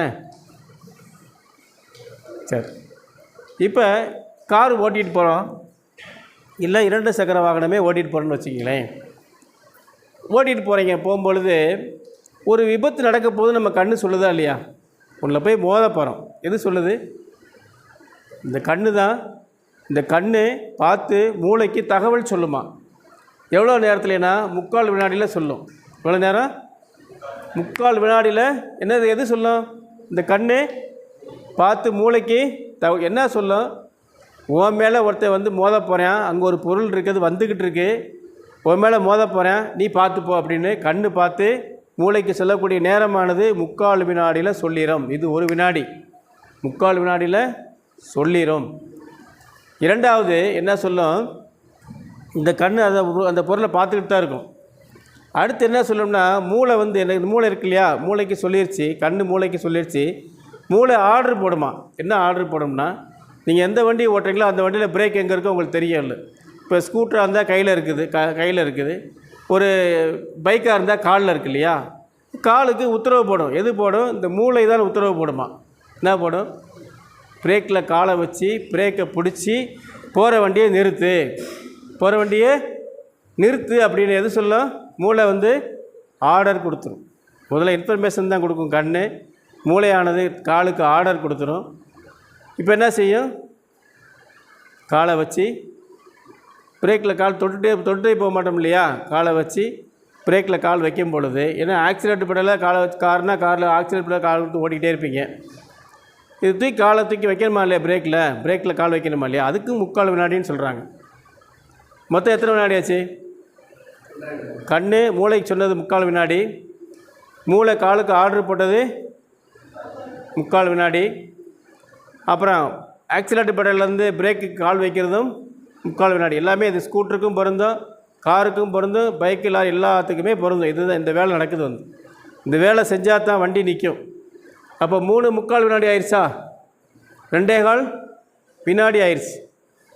இந்த 2.25 வினாடியும் வண்டி ஓடிட்டு தானே இருந்துச்சு. வண்டி ஓடிட்டு தானே இருந்துச்சு. அதுக்கப்புறம் தான் நம்ம பிரேக்கில் கால் வச்சதுக்கப்புறம் நிப்பாட்ட போகிறோம். பிரேக் மிதிக்கும் போல தான் போகிற வண்டி 60 கிலோமீட்டர் போனால் 50 40 நிற்க போடுது. பிரேக் பிடிச்சி சக்கரத்தை நிப்பாட்டி வண்டி நிற்க போடுது. அப்போ என்ன சொல்கிறோம்னா, ஒவ்வொரு காரும், ஒவ்வொரு ஸ்கூட்டரும், ஒவ்வொரு பைக்கும், ஒவ்வொரு சைக்கிளுமே ஒரு நொடிக்கு 20 கிலோமீட்டர் போனீங்கன்னா எத்தனை மீட்ரு போகும் அப்படிங்கிற விஷயத்தை தெரிஞ்சு வச்சுருக்கணும். உதாரணத்துக்கு நான் சொல்கிறேன், 60 கிலோமீட்டர் ஸ்பீடில் ஒரு காரை நீங்கள் ஓட்டிக்கிட்டு போகிறீங்க. 60 கிலோமீட்டர் ஸ்பீடில் ஒரு காரை நீங்கள் ஓட்டிகிட்டு போகிறீங்க, இல்லை ஒரு 2 வீலரை ஓட்டிகிட்டு போகிறீங்க. ஒரு நொடிக்கு அது எத்தனை மீட்டர் பாஸ் ஆகிருக்குங்கிற விஷயத்தை தெரிஞ்சிருக்கணும். நீங்கள் டிரைவர் தெரியுமா? தெரியாது இல்லையா? அதை சொல்லிக் கொடுக்கறத வந்திருக்கேன். ஒரு நொடிக்கு 60 கிலோமீட்டர் போகக்கூடிய ஒரு வாகனமானது ஒரு நொடிக்கு எத்தனை மீட்டர் சாலையை கடக்குது அப்படின்னு தெரிஞ்சால் தான் நீங்கள் பிரேக் போட்டு வண்டியை நிறுத்தி அந்த உயிரை காப்பாற்றலாம் அல்லது விபத்தை தடுக்கலாம். தூங்கிட்டார் தம்பி. நீங்கள் ஃபுல்லாக ஓய்வு நாளா? தூக்கத்தை எடுத்துகிட்டு நடத்திக்கிட்டு இருக்கணும் அப்படிலாம் இல்லை. சரி, முகத்தை கழுவிட்டு வாங்க போங்க. என்ன சொன்னேன்? 60 கிலோமீட்டர் போகக்கூடிய ஒரு வாகனமானது ஒரு நொடிக்கு 16.66 மீட்டர் தூரம் போய்கொண்டே இருக்கும். எத்தனை மீட்டர் போகும்? 16.66 மீட்டர் போய்கொண்டே இருக்கும். இப்போ இப்படி வண்டி போகக்கூடிய வண்டியை நிறுத்தணும்னா நம்ம என்னென்ன செய்கிறோங்கிறத நீங்கள் கொஞ்சம் கொஞ்சம் கவனிங்க. இந்த 16.66 மீட்டர் எப்படி வந்ததுன்னு உங்களுக்கு தெரியணும் இல்லையா? அதை பாருங்கள். ஒரு ஸ்கூட்டரை நீங்கள் 60 கிலோமீட்டர் வேகத்தில் தொடர்ந்து 1 மணி நேரம் ஓட்டினீங்கன்னா எவ்வளோ தூரம் போயிருக்கும்? நல்லா கவனிங்க. 60 கிலோமீட்டர் ஸ்பீடு வச்சு ஒரு வண்டியை 1 மணி நேரம் தொடர்ச்சியாக நீங்கள் ஓடிட்டீங்க. 1 மணி நேரத்தில் அந்த வண்டி எத்தனை கிலோமீட்டர் போயிருக்கும்? காரு, பைக்கு, ஸ்கூட்ரு, சைக்கிள் ஓட்டிகிட்டு போகும்போது இந்த மாதிரி கோழி, யானை எல்லாமே வரும். அதை பார்த்தா எப்படி நம்ம வண்டியை ஓட்டுறது? வரத்தான் செய்யும்.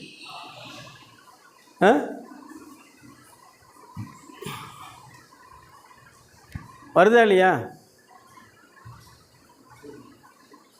அதெல்லாம் நம்ம பார்க்கக்கூடாது. அது வாட்டுக்கு அது வேலையை பார்த்துட்டு போயிடும் வெளியில். இப்போ நான் கேள்வி கேட்டதுக்கு பதில் சொல்லுங்கள் கரெக்டாக. 1 மணி நேரம் தொடர்ச்சியாக ஓடிட்டீங்க. எத்தனை கிலோமீட்டர் போயிருப்போம்? 60 கிலோமீட்டர் போயிருப்போம் இல்லையா? அப்போ 1 மணி நேரத்தில் எத்தனை நிமிஷம் இருக்குது? 60 நிமிஷம். 60 நிமிஷத்தில் 60 கிலோமீட்டர் போயிடுச்சா? அப்போ 1 நிமிஷத்தில் எத்தனை கிலோமீட்டர் போச்சு? 1 கிலோமீட்டர் போச்சு. ரொம்ப ஈஸியான கணக்கு. 1 நிமிடத்தில் 1 கிலோமீட்டர் போயிடுச்சு. 1 கிலோமீட்டர் என்பது 1000 மீட்டர். சரியா?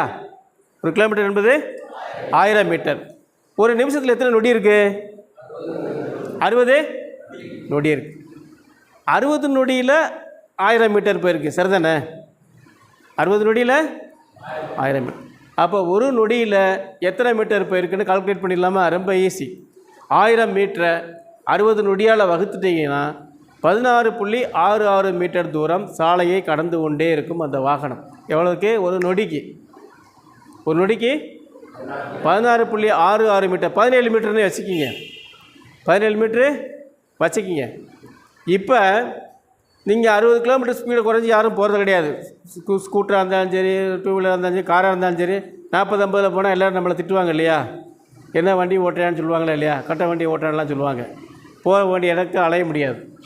இப்போ இந்த 60 கிலோமீட்டர் ஸ்பீடில் போகும்பொழுது நான் சொன்னேன், ஒரு விபத்தை தடுப்பதற்கு கண்ணு பார்க்குது, மூளைக்கு சொல்லிச்சு, மூளை வந்து காலுக்கு சொல்லிச்சு, காலு பிரேக்கில் மிதித்து வண்டியை நிப்பாட்டுச்சின்னு சொன்னேன்னா அதுக்கு எத்தனை நொடி பார்த்தோம்? நம்ம 2.25 நொடி பார்த்தோம்.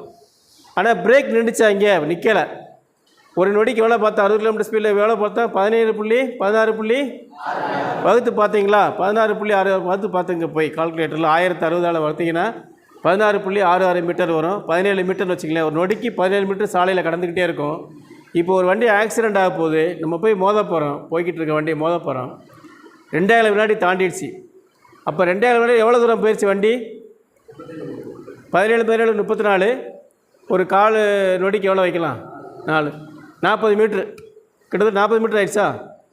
40 மீட்டர் சாலையை கடந்து கொண்டே இருக்கக்கூடிய அந்த வாகனத்தை நம்ம பிரேக் இனிமேல் தான் அப்ளை பண்ணி நிறுத்த போகிறோம். 40 மீட்டர் போயிடுச்சு இல்லையா?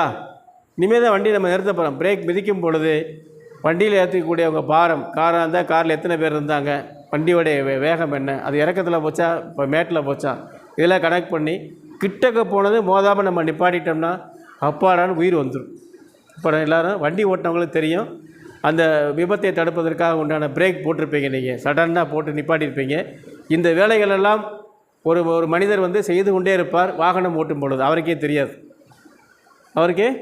ஆனால் இந்த வேலையெல்லாம் சீக்கிரமாக செஞ்சிருவார். இது யாருக்குன்னு சொல்கிறாங்கன்னா, நல்ல உடல் நல மனம் இருந்தவங்கள்தே இந்த வேலையை செய்யும்.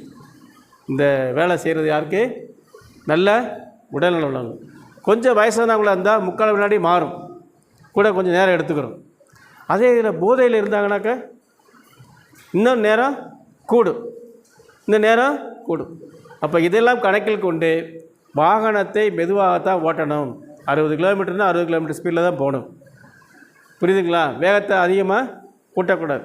வண்டி ஓட்டும் பொழுது பதற்றப்படக்கூடாது. எந்த விதமான பிரச்சனைகளுக்கும் இடம் கொடுக்காமல் நம்மளுடைய நோக்கம் என்ன? சாலையில் பத்திரமா போயிட்டு பத்திரமா வரணும். அதுக்கு என்ன வழியோ அதை தான் பார்க்கணுமே தவிர வந்து சைடில் 1000 பிரச்சனைகள் வரும். இப்போ சொன்னேன் இல்லையா, கோழி வந்துச்சு இல்லையா, அதெல்லாம் வரத்தான் செய்யும். கண்ணு பார்க்குது, ஒதுங்கி போகுது. கண்ணு பார்க்குது, பிரேக் போடணுமா, பிரேக் போட்டு அந்த உயிரை காப்பாற்றப்போ ஒதுங்கி நம்ம போயிட போகிறோம். இந்த மாதிரி விஷயங்கள்லாம் நிறையா இருக்குது. உங்களுக்கு ஏதாவது சந்தேகம் இருக்கா? நான் இது வரைக்கும் சொன்ன விஷயங்களில் சந்தேகம் ஏதாவது இருக்கா? கேள்விகள் இருந்தால் கேளுங்களேன். சாலையில் போகும்பொழுது நான் இந்த மாதிரி விஷயத்தை பார்த்தே நான் என்ன செய்யலாம்?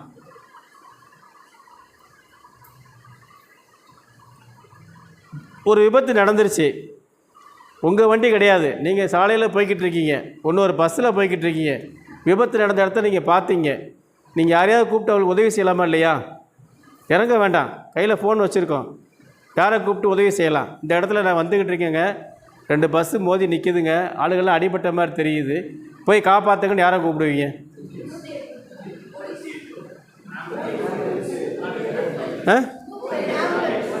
ஆம்புலன்ஸு 108. வேறு போலீஸ்க்கு நம்பர் என்ன? 100. வேறு யாருக்கு கூப்பிடலாம்? அதுக்கு நம்பர் என்ன? ஃபயருக்கு நம்பர் என்ன? 101 ஃபயர். ஆனால் இதெல்லாம் தவிர்த்து இன்னும் 2 நம்பர் இருக்குது, தெரிஞ்சு வச்சுக்கிங்க. இதெல்லாம் தவிர்த்து இந்த 2 நம்பர் இருக்குது. 112ன்னு ஒரு நம்பர் இருக்குது. இந்த நம்பரு 112ங்கிற நம்பரு இந்தியாவில் மற்றும் செல்லுபடியாகக்கூடிய நம்பரு. ஃபோன் லாக்காக இருந்தாலும் அந்த நம்பருக்கு போகும். யாருக்கு போகும்னா, அங்கே உள்ள தலைமையகம், காவல்துறையோ இல்லது போலீஸ் ஸ்டேஷன், இந்த நம்ம ஆம்புலன்ஸுக்கோ போகும். 112ங்கிற நம்பரு போகும். அதே மாதிரி 911 ஒரு நம்பர் இருக்குது, 911. இந்த நம்பரு 911 உலகம் முழுக்க அந்த நம்பர் தான். எதுக்கு? எமர்ஜென்சி. 910 நீங்கள் இந்தியாவில் இருந்தாலும் போடலாம், ஜப்பானில் இருந்தாலும் போடலாம், அமெரிக்காவில் இருந்தாலும் போடலாம். 911 நம்பர். அந்த நம்பரில் போடும் பொழுது அவங்களுக்கு அந்த ஜிபிஆர்எஸ் மூலமாக நீங்கள் எந்த இடத்துலேருந்து கூப்பிட்றீங்களோ கண்டுபிடிச்சிருவாங்க. அந்த மாதிரி ஃபெசிலிட்டிஸ்லாம் நம்ம நாட்டுக்கு வந்துருச்சு. அப்போ உயிரை காப்பாற்றக்கூடிய விஷயங்களை நம்ம கண்டிப்பாக செய்ய வேண்டும். முதலுதவி தெரிஞ்சு வச்சுருக்கணும். முதலுதவி யாருக்கெல்லாம் தெரியும்? எல்லாருக்குமே தெரியும். மனிதன் அப்படித்தான் இறைவன் படைச்சி வச்சுருக்கான். நீங்கள் நடந்து போய்கிட்டு இருக்கீங்க, ஒருத்தர் ஒரு வயசானவர் வர்றாரு, கீழே விழுந்துறாரு, பார்த்துட்டு நல்லா விழுந்து நல்லா அடிபடுப்பான்னு சொல்லுமா? உடனே போய் தூக்கி ஹெல்ப் பண்ண போக மாட்டோமா? போமா இல்லையா? அது நம்ம அப்பாவோ அம்மாவோ யாரோ ஒருத்தர். மனிதனுக்கு இயற்கையான அந்த ஃபஸ்ட் எய்டு அல்லாஹ் கொடுத்து வச்சுருக்காங்க. இந்த முதல் உதவியை நீங்கள் கண்டிப்பாக நீங்கள் வாகனத்தில் செல்லும் பொழுது எங்கள் கண்ணுக்கு தெரிஞ்சிச்சுன்னா ஃபோன் மூலமாகவோ இல்லை பக்கத்தில் உள்ளவங்கள்ட்டே சொல்லி அதுக்கு உண்டான வழிமுறைகளை நீங்கள் செய்யணும். சரிங்களா? வேறு எதுவும் சந்தேகம் இருக்கா? கேள்விகள் இருந்தால் கேட்கலாமே. இப்போ நான் சொன்னது, யாருக்காவது லைசன்ஸ் வாங்கணுமா? 2 சக்கர வாகனம் லைசன்ஸ் வாங்கணும்னா வாங்கி கொடுத்துருவோம். உத்தமபாளையம் வட்டார போக்குவரத்து அலுவலர் நமக்கு வேண்டியவர் தான், சொல்லி வாங்கி கொடுப்போம். 2 சக்கர வாகனத்துக்கு லைசன்ஸ் இல்லைன்னா வாங்க சொல்லி வாங்கி கொடுத்துருவோம். ஆனால் 18 வயசு பூர்த்தி அடைஞ்சிருக்கணும், 10th சர்டிஃபிகேட் வச்சுருக்கணும், மார்க் ஷீட்டு, அந்த இதுக்காக பர்த் சர்டிஃபிகேட், ஆதார் கார்டு இருந்தால் வாங்கிடலாம். 4 சக்கர வாகனம் வந்தாலும் அதுக்கும் பயிற்சி கொடுத்து தர்றாங்க. முடிந்த அளவுக்கு அதெல்லாம் பயிற்சியெலாம் பெற்றதுக்கப்புறம் லைசன்ஸ் வாங்குங்க. சரியா? வேறு என்ன உங்களுக்கு டவுட் இருக்குது? 108 ஆம்புலன்ஸ் யாராவது பேசியிருக்கீங்களா? ஃபோன் போட்டு யாராவது கூப்பிட்ருக்கீங்களா? கூப்பிட்டதில்லை, பேசுனதில்லை. பேசலாம் இல்லையா? சும்மா பேசலாம். 108 யாராக இருக்கலாம் கூப்பிடலாம். வீட்டில் ஒருத்தவங்க ஒரு பிரசவ வழியில் இருக்காங்கன்னா அவங்க 108க்கு போட்டு இந்த மாதிரி இந்த இடத்துல இருக்காங்க வாங்கன்னா வந்துடுவாங்க. பக்கத்தில் அப்படி சப்போஸ் வண்டி இல்லைன்னா பக்கத்தில் உள்ள வண்டியவாத அவங்க அனுப்பிச்சி வச்சுருவாங்க. இப்போ நிறையா ஃபெசிலிட்டிஸ் வந்துருச்சு, 108 ஆம்புலன்ஸ் வந்துருச்சு. அதே மாதிரி ஒரு தீப்பிடிச்சி எரியுது அப்படின்னா 101க்கு ஃபோன் போடலாம், 108க்குமே போடலாம், 112க்கும் போடலாம், 911க்கும் போடலாம். எந்த ஒரு அவசரத்துக்கும் உயிரை காப்பாற்றுவதற்கு தேவையான விஷயங்களை நம்ம முன்னெடுத்து செய்யணும். சரியா? வேறு என்ன ஏதாவது சந்தேகம் இருக்கா? நீங்கள் இன்றைக்கி சாலை பாதுகாப்பு சம்மந்தமாக பேச போகிறாங்கன்னு உங்கள்கிட்ட யார்கிட்டயே சொல்லியிருந்தாங்களா? சொல்லலையா? சொன்னாங்களா? சொல்லலையா?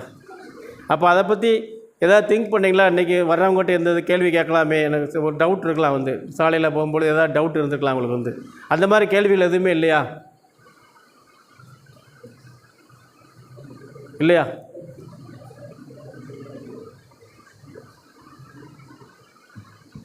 சரி, நான் இப்போ பேசினதில் ஏதாவது சந்தேகம் இருந்தால் கேளுங்களேன். இப்போ நான் நிறையா பேசினேன் இல்லையா? அதில் ஏதாவது சந்தேகம் இருந்தால் கேளுங்க, டவுட் இருந்தால் கேளுங்க. யாராவது ஒருத்தர் கேளுங்க. கேளுங்க. ம்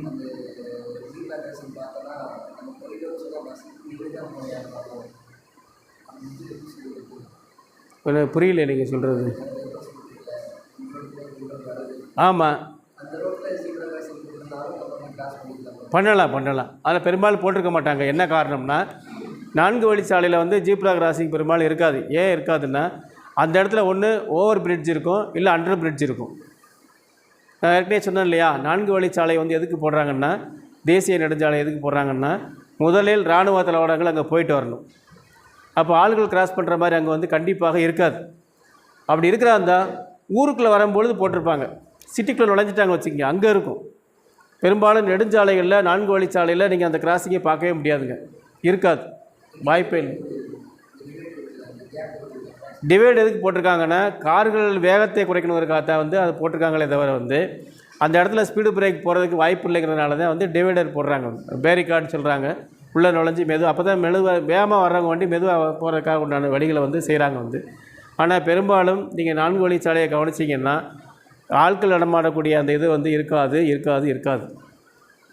அது போட்டாங்கன்னா அவன் 100 கிலோமீட்டர் ஸ்பீடில் வருவான், நடந்து போனால் அடிச்சு தூக்கி போட்டு போயிட மாட்டானா. அந்த இடங்களில் ஒன்று ஓவர் பிரிட்ஜ் இருக்கும் நடக்கிறதுக்கு, இல்லை அண்டர் கிரவுண்ட் பிரிட்ஜ் இருக்கும் நடக்கிறது. கண்டிப்பாக அதில் இருக்காது. நம்ம ரோடை பார்த்துட்டு நீங்கள் சொல்கிறீங்க இது தேசிய நெடுஞ்சாலையை சொல்கிறாங்க, இன்னும் அது வந்து டெவலப் ஆகலை. டெவலப் ஆனதுக்கப்புறம் தான் அதுக்குண்டான வேலைகளை செய்வாங்க. 4 வழிச்சாலையில் தேசிய நெடுஞ்சாலையில் ஆட்கள் நடக்கிறதுக்கு இந்த ஜீப்ரா கிராசிங் போட்டிருக்க மாட்டாங்க. ஒன்று ஓவர் பிரிட்ஜ் இருக்கும், இல்லை அந்த பஸ்ஸுகள்லாம் ஓவராக போகும், கீழே வந்து அண்டர் பிரிட்ஜ் இருக்கும் நீங்கள் நடந்து போகிறது. பார்த்துருக்கீங்களா? மதுரை டு திண்டுக்கல் டு திருச்சியில் நிறைய இடத்துல இருக்கா? மேலே எதுக்கு பாலம் கட்டியிருக்காங்க? கீழே ஆட்கள் போகிறதுக்கு கிராஸ் பண்ணிடக்கூடாது காற்று. ஏன்னா வேகம் அங்கே அதிகமாக இருக்குங்கிறதுனால போட்டிருக்காங்க. வந்து ஆரம்பத்தில் 60 கிலோமீட்டர் ஸ்பீடில் போகலான்னு தான் இருந்துச்சு. அப்புறம் 70-80 கிலோமீட்டர் நாங்கள் இன்றைக்கி 140 கிலோமீட்டர் ஸ்பீடெல்லாம் போகிறதுக்கு அனுமதி கொடுத்துட்டாங்க 4 வழிச்சாலையில். அப்போ 140 கிலோமீட்டர் ஸ்பீடில் போகிறவே எப்படி பிரேக் பிடிச்சி வண்டியை நிப்பாட்டி உயிரை காப்பாற்றுவான்? வெறும் 60 கிலோமீட்டர் போகிறவனே நம்ம என்ன பார்த்தோம், 40 மீட்டர் பார்த்தோமா? அப்போ 120 இருந்தால் 80 மீட்டர் ஆச்சு. 80 மீட்டர் கணக்கு உங்களுக்கு சொல்கிறதா இருந்தால் ஒரு பஸ்ஸோடைய நீளம் 10 மீட்டர். ஒரு பஸ்ஸோட நீளம் 10 மீட்டர். 80 மீட்டர் போயிடுச்சுன்னு வச்சுக்கிங்க, 8 பஸ் தூரத்துக்கு போகுது ஒரு நொடிக்கு. எவ்வளோ தூரத்தில் போகுது? 8 பஸ்ஸை ஒன்றா நிறுத்தினா எவ்வளோ நீளமோ அந்த நீளத்துக்கு போகக்கூடிய அந்த வண்டியை போய் ரோடை கிராஸ் பண்ணுறோட அடிச்சு போட்டு போயிடுவாரா இல்லையா? பிரேக் நிற்காது இல்லையா? அதனால் உறுதியாக அந்த இடங்களில் இருக்காது. ஜீப்ரா கிராசிங் என்பது சிட்டிக்குள்ளே போட்டிருப்பாங்க, நகரத்துக்குள்ளே போட்டிருப்பாங்க, கிராமங்களில் கூட போட்டிருப்பாங்க. 4 வழிச்சாலையில் இது இருக்கக்கூடாது, இருக்காது. யாரெல்லாம் வெளிநாடு போயிருக்கா? யார் போனது இல்லையா? யார் ஃப்ளைட்டில் போயிருக்கா? போகல. சரி, நான் 2018 வந்து உம்ரா போயிட்டு வந்தோம், நானும் வீட்டுக்காரம்மாவும். அங்கே மக்காலேருந்து மெயினாக்கு பஸ்ஸில் தான் கூப்பிட்டு போகிறாங்க. எந்த வித இடைஞ்சலும் கிடையாது, எந்த டிராஃபிக்கும் கிடையாது. அங்கே வந்து அது பாட்டுக்கு 120 கிலோமீட்டர் ஸ்பீடில் போயிட்டே இருக்குது. 4-5 ட்ராக் வச்சுருக்காங்க. அந்தந்த வேகத்தில் போகிறவங்க அந்தந்த வேகத்தில் போய்கிட்டு இருக்காங்க. இந்த மாதிரி நீங்கள் நடக்கணும்னு சொல்கிறீங்களா, அதுக்கப்புறம் ஓவர் பிரிட்ஜு இல்லை அண்டர் பிரிட்ஜு. ரோடு கிராஸ் ஆனாலும் ரோடு கிராசிங்லாம் கிடையாது, சிக்னல் கிடையாது, ஒன்றும் கிடையாது. அது பாட்டுக்கு மேலே போகும், இந்த வண்டி கீழே போகும். அப்படி தான் இருக்குது ரோடு. ஆனால் அந்த மாதிரி வளர்ந்து வரக்கூடிய நாடுகளில் பூரா அப்படி இருக்குது. நம்ம நாடுகளில் போடுறதுக்கு முயற்சி பண்ணுறாங்க, அவ்வளோதான், வேறு ஒன்றும் கிடையாது. வேறு என்ன சந்தேகம் இருக்கா? சாலை எல்எல்ஆர் போடுறதுக்கும் 18 வயசு முடிஞ்சிருக்கணும். 18 வயசு நாளைக்கு முடியுதுன்னா, இன்றைக்கி முடிஞ்சிருச்சுன்னா நாளைக்கு எல்எல்ஆர் போட்டுடலாம். எல்எல்ஆர் போட்டதுலேருந்து 30 நாளுக்குள்ள லைசன்ஸ் வாங்கிக்கலாம். 30 நாள் முடிஞ்சிருந்தால் 31வது நாள் லைசன்ஸ் வாங்குறதுக்கு நீங்கள் ஓட்டி காமிக்க போகலாம். எல்எல்ஆரை பொறுத்த மட்டும். அதாவது இப்போ நம்ம ட்ரைனிங் சென்டர் வச்சுருக்காங்க இல்லையா, டிரைவிங் ஸ்கூல்னு வச்சுருக்காங்க இல்லையா, அவங்ககிட்ட 2000 கொடுத்தீங்கன்னா 2 வீலர் லைசன்ஸ் வாங்கி கொடுத்துட்றாங்க. வந்து எனக்கு எல்லாமே தெரியும், நானே லைசன்ஸ் வாங்கிக்கிறேன்னா அது பரீட்சை இருக்குது. ஆன்லைனில் பரீட்சை டைப் பண்ணி வைக்கணும். நான் சொன்னேன் இல்லையா, அந்த சிக்னல்லாம் அது வரும், நீங்கள் போடணும். அதெல்லாம் நீங்கள் தப்பாக போட்டிங்கன்னா அடுத்து 30 நாளைக்கு நீங்கள் எல்எல்ஆர்லேயே ஓட்டிகிட்டு இருக்கணும், லைசன்ஸ் தர மாட்டாங்க. அதுதான் டிரைவிங் ஸ்கூலில் நாடுறாங்க. அவங்க எல்லாம் போட்டு சரி கட்டி வாங்கி கொடுத்துட்றாங்க. அந்த 30 நாளைக்கு காராக இருந்தால் 5000 வாங்குறாங்க. டூ வீலர் வந்து 2000 வாங்குறாங்க, எனக்கு தெரிஞ்சு வாங்குறாங்க வந்து. ஆனால் அங்கே பணம் கட்டுறது 300 400 தான் கட்டுவாங்க. ஏன்னா அதுக்கு லைசன்ஸ் எடுத்து வாங்கி வச்சுருக்காங்களே டிரைவிங் ஸ்கூலு, அவங்களுக்கு அந்த ரூபாய் எடுத்துக்கிடுவாங்க வந்து. இதுதான் மேட்ரு. இதுதான் வந்து வயசு கம்மியாக இருந்தால் 15 வருஷத்துக்கு கொடுத்துருவாங்க லைசன்ஸ். 40 வயசுக்கு மேலேனா 5 வருஷம் 10 வருஷம்னு சுருக்கிடுவாங்க, நாளுகளை சுருக்கிடுவாங்க. ரினியூல் பண்ணுறக்கூடிய டேட்டுகளை வந்து சுருக்கிக்கிறாங்க. இன்னொரு விஷயம் என்னென்னா, காரு நீங்கள் 2 வீலர் ஓட்டுறதா இருந்தால் கண்ணை செக் பண்ணிக்கிங்க. எதை? கண் டெஸ்ட் பண்ணி நான் வந்து வாகனம் ஓட்டுவதற்கு தயாரான ஆள் தான் அப்படின்னு கண் டாக்டர் உங்களுக்கு வந்து சர்டிஃபிகேட் கொடுக்கணும். அவங்க இது கேட்குறது கிடையாது, லைசன்ஸ் கொடுக்க கேட்குறது கிடையாது. ஆனால் நம்ம வந்து வருஷம் கண்ணை செக் பண்ணணும். கண்ணில் டிஃபெக்ட் இருந்தால் ரோட்டில் போகக்கூடிய விஷயங்கள் தெரியாது, தூர பார்வை இதெல்லாம் வந்து தெரியாது. அப்புறம் கலர் பிளைண்டுலாம் சொல்கிறாங்க. சில கலர்கள் கூட தெரியலைன்னா கூட லைசன்ஸ் தரமாட்டாங்க வந்து. அதெல்லாம் வெளிநாடுகள் இருக்குது, நம்ம நாட்டில் இன்னும் வரல. இப்போ சிவப்பு மஞ்சள் பச்சை பார்த்துருக்கோமா, சிக்னல் எழுதியதா இல்லையா? இப்போ சிவப்பு வச்சுட்டு இருக்கும்போது நம்ம கண் வந்து பச்சையாக காமிச்சா என்ன செய்வோம்? போயிடுமா இல்லையா? இப்போ விபத்து நடந்துடும் இல்லையா? இப்போ அந்த கலர் பிளைண்டும் இருக்கான்னு கண் ஆஸ்பத்திரியில் போய் கண்ணை டெஸ்ட்டு பண்ணி அதுக்குண்டான கண்ணாடியை போட்டுக்கிறணும். போட்டுவிட்டு தான் சாலையில் நடக்கணும். இந்த மாதிரி விஷயங்கள்லாம் இல்லாதனால தான் இந்தியாவில் அதிகமான ஆக்சிடெண்ட்டு, அதுலேயும் தமிழ்நாடு நம்பர் 1 இருக்குது. தமிழ்நாடு நம்பர் 1 இருக்குது. ஏன் நம்பர் 1 இருக்குதுன்னு சொல்லுங்கள் பார்ப்போம். என்ன காரணம்? படிச்சிருந்த அறிவை அங்கே பயன்படுத்தாமல் தேவையில்லாமல் வண்டி வேகமாக ஓட்டிகிட்டு போய் மோதி விபத்துக்குள்ளாகிறாங்க.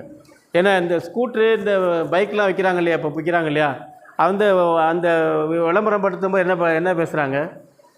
எங்கள் பைக்கு வந்து சாலையில் பறக்க முடியும், சாலையில் ஓடத்தானே செய்யணும் அப்படி சொல்லும்போது என்ன செய்ய வாங்கி கொடுக்குறாங்களே இல்லையா? வீட்டில் போய் இப்போ கொஞ்சம் வசதியானவங்க என்ன செய்கிறாங்க, வீட்டில் போய் அப்பா அம்மாட்ட அழுகுறாங்க, எனக்கு இந்த வண்டி தான் வேணும், இல்லைன்னா நான் செத்து போயிடுவேன். பார்க்குறோமா இல்லையா? அப்படி தான் வண்டி வாங்கி போய் மோதி போய் விபத்தில் சிக்கிக்கிறார் வந்து. அதே மாதிரி பந்தயம் வைக்கிறாங்க, வண்டியில் போய் 2 வீலரில் பந்தயம் வைக்கிறாங்க, நானா நீயான்ட்டு. அதுவும் தப்பு. 2 சக்கர வாகனம்னா 2 பேர் தான் போகணும்னு சட்டம் இருக்குது. 3 பேர் 4 பேர் போகிறாங்க, ஹெல்மெட் அணியாக போகிறாங்க இல்லையா? இதெல்லாம் வந்து விபத்துக்கு உண்டான வண்டிகள். அவங்களுக்கு எந்த விதமான ரோடு நாலேஜே இல்லை, அவங்க தான் வண்டி ஓட்டுறாங்க. இப்போ நம்ம தெரிஞ்சுக்கிட்டோம்னா ஓரளவுக்கு தெரிஞ்சிருக்கோமா? இந்த நாலேஜ் அவங்கள்ட்ட இருக்குமானா இருக்காது, கண்டிப்பாக இருக்காது. ஆனால் அவங்க வண்டி ஓடிக்கிட்டு இருப்பாங்க. மணி என்ன ஆகுது? 8:40. ரைட், முடிச்சுக்கலாமா?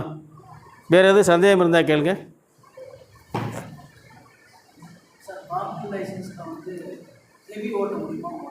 எங்கே?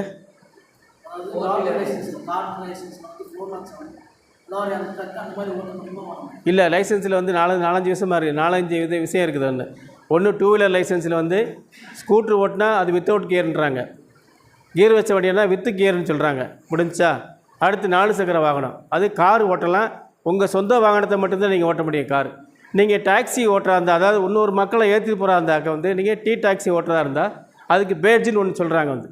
அது என்னன்னா வந்து அந்த பேட்ஜுங்கிறது வந்து மத்திய அரசாங்கம் தர்றது வந்து இவர் பொது சாலையில் பொதுமக்களை ஏற்றிக்கொண்டு செல்லலாம் அப்படிங்கிறதுக்காக வந்து பேட்ச் நம்பர் கொடுப்பாங்க. அந்த நம்பர் இருந்தால் நீங்கள் டாக்ஸி ஓட்டலாம். அதுக்கு வந்து திருப்பி அதுக்கு பணம் கட்டி படிக்கணும். அது வந்து அதுக்கு ஃபஸ்ட் எய்டெல்லாம் வாங்கணும், பேட்ஜ். இது வந்து இதற்கு அடுத்து இதெல்லாம் முடித்ததுக்கப்புறம் ஹெவி லைசன்ஸ் வாங்கலாம் நீங்கள் வந்து. அதாவது கனரக வாகன ஓட்டுநர், இது இலகுரக வாகனம்.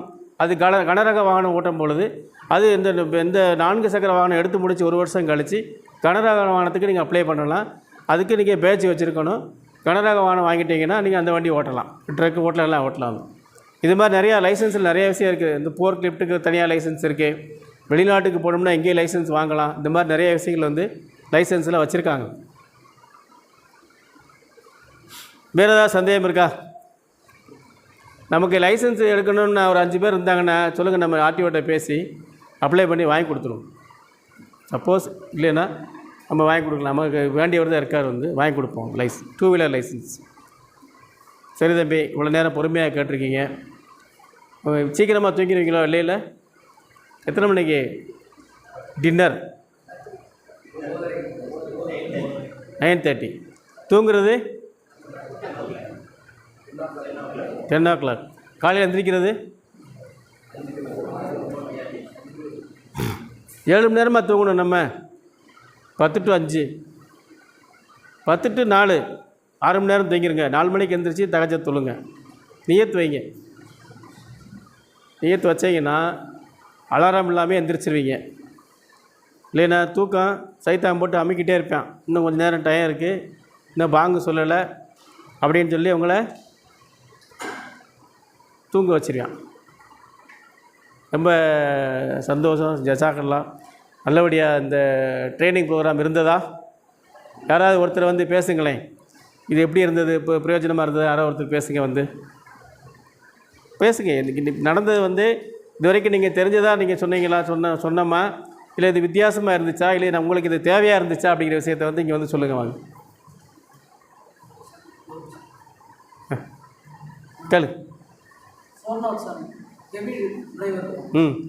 பின்னாடி வந்து டபுள் சைடு டயர் அது இருந்துச்சுன்னா ஹெவி லைசென்ஸ் கொடுக்கணும். ஆமாம். அதே வந்து சிங்கிள் டயராக இருந்துச்சுன்னா நமக்கு வந்து நார்மல் லைசென்ஸில் வச்சு போகலாம், நம்ம ஓனாக பேக்கரி ஐட்டம்ஸ் அந்த மாதிரி எடுத்துகிட்டு போகலாம் இப்படி சொல்கிறாங்க. உங்கள் சொந்த வண்டியாக இருந்தால் நீங்கள் ஓட்டலாங்க.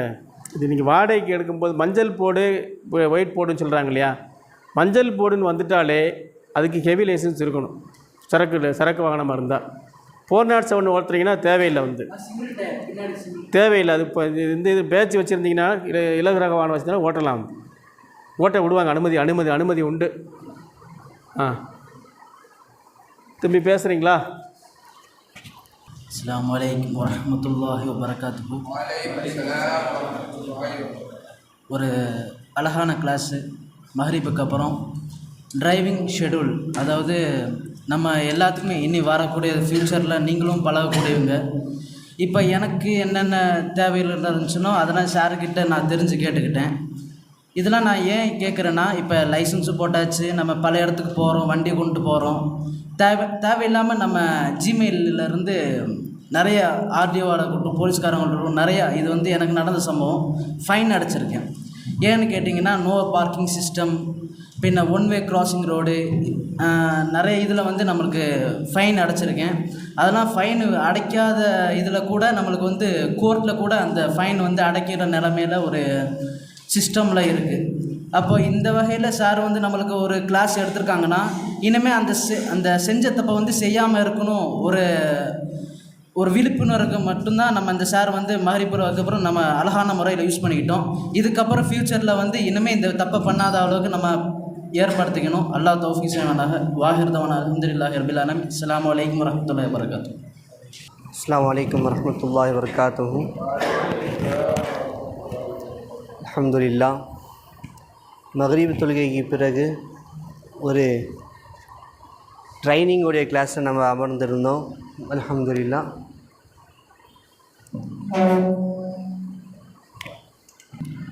இதுவரைக்கும் நம்மளுக்கு டிராஃபிக்குடைய ரூல்ஸ்லாம் சொல்லி தந்தாங்க. ரோட்டில் நம்ம எப்படிலாம் வண்டி ஓட்டணும், எப்படி அந்த டிராஃபிக்குடைய சிம்பிள்ஸ்லாம் இருந்தால் எப்படி நம்ம வண்டி ஓட்டும்போது கண்ட்ரோலாக ஓட்டணும்னா சொல்லி தந்தாங்க. அது மட்டும் இல்லாமல் இந்த ரோட்டில் இருக்கக்கூடிய அந்த லைனுக்கான எக்ஸ்ப்ளனேஷன் நம்மளுக்கு தந்தாங்க. இதெல்லாம் பார்க்கும்போது ஒரு புதுசாக கற்றுக்கிற மாதிரி தான் இருக்குது. இன்ஷா அல்லாஹ் வரக்கூடிய காலத்தில் நல்ல முறையில் தெளிவாக வண்டியை ஓட்டக்கூடிய பாக்கியத்தை, சேஃபாக வண்டியை ஓட்டக்கூடிய பாக்கியத்தை அல்லாஹ் தருவானாக. அஸ்ஸலாமு அலைக்கும் வரஹ்மத்துல்லாஹி வபரகாத்துஹு. அஸ்ஸலாமு அலைக்கும் வரஹ்மத்துல்லாஹி வபரகாத்துஹு. அல்ஹம்துலில்லாஹ். சொன்ன மாதிரி மகரிபுக்கு பிறகு ஒரு முக்கியமான ஒரு நேரத்தில் நம்மளாம் இப்போ அடுத்து லைசன்ஸ் போடக்கூடிய ஒரு நிலைமையில், அடுத்து வாகனங்களை ஓட்டக்கூடிய அடுத்த கட்டத்துக்கு மூவ் பண்ணக்கூடிய ஒரு நேரத்தில் நம்ம இருக்கிறோம்.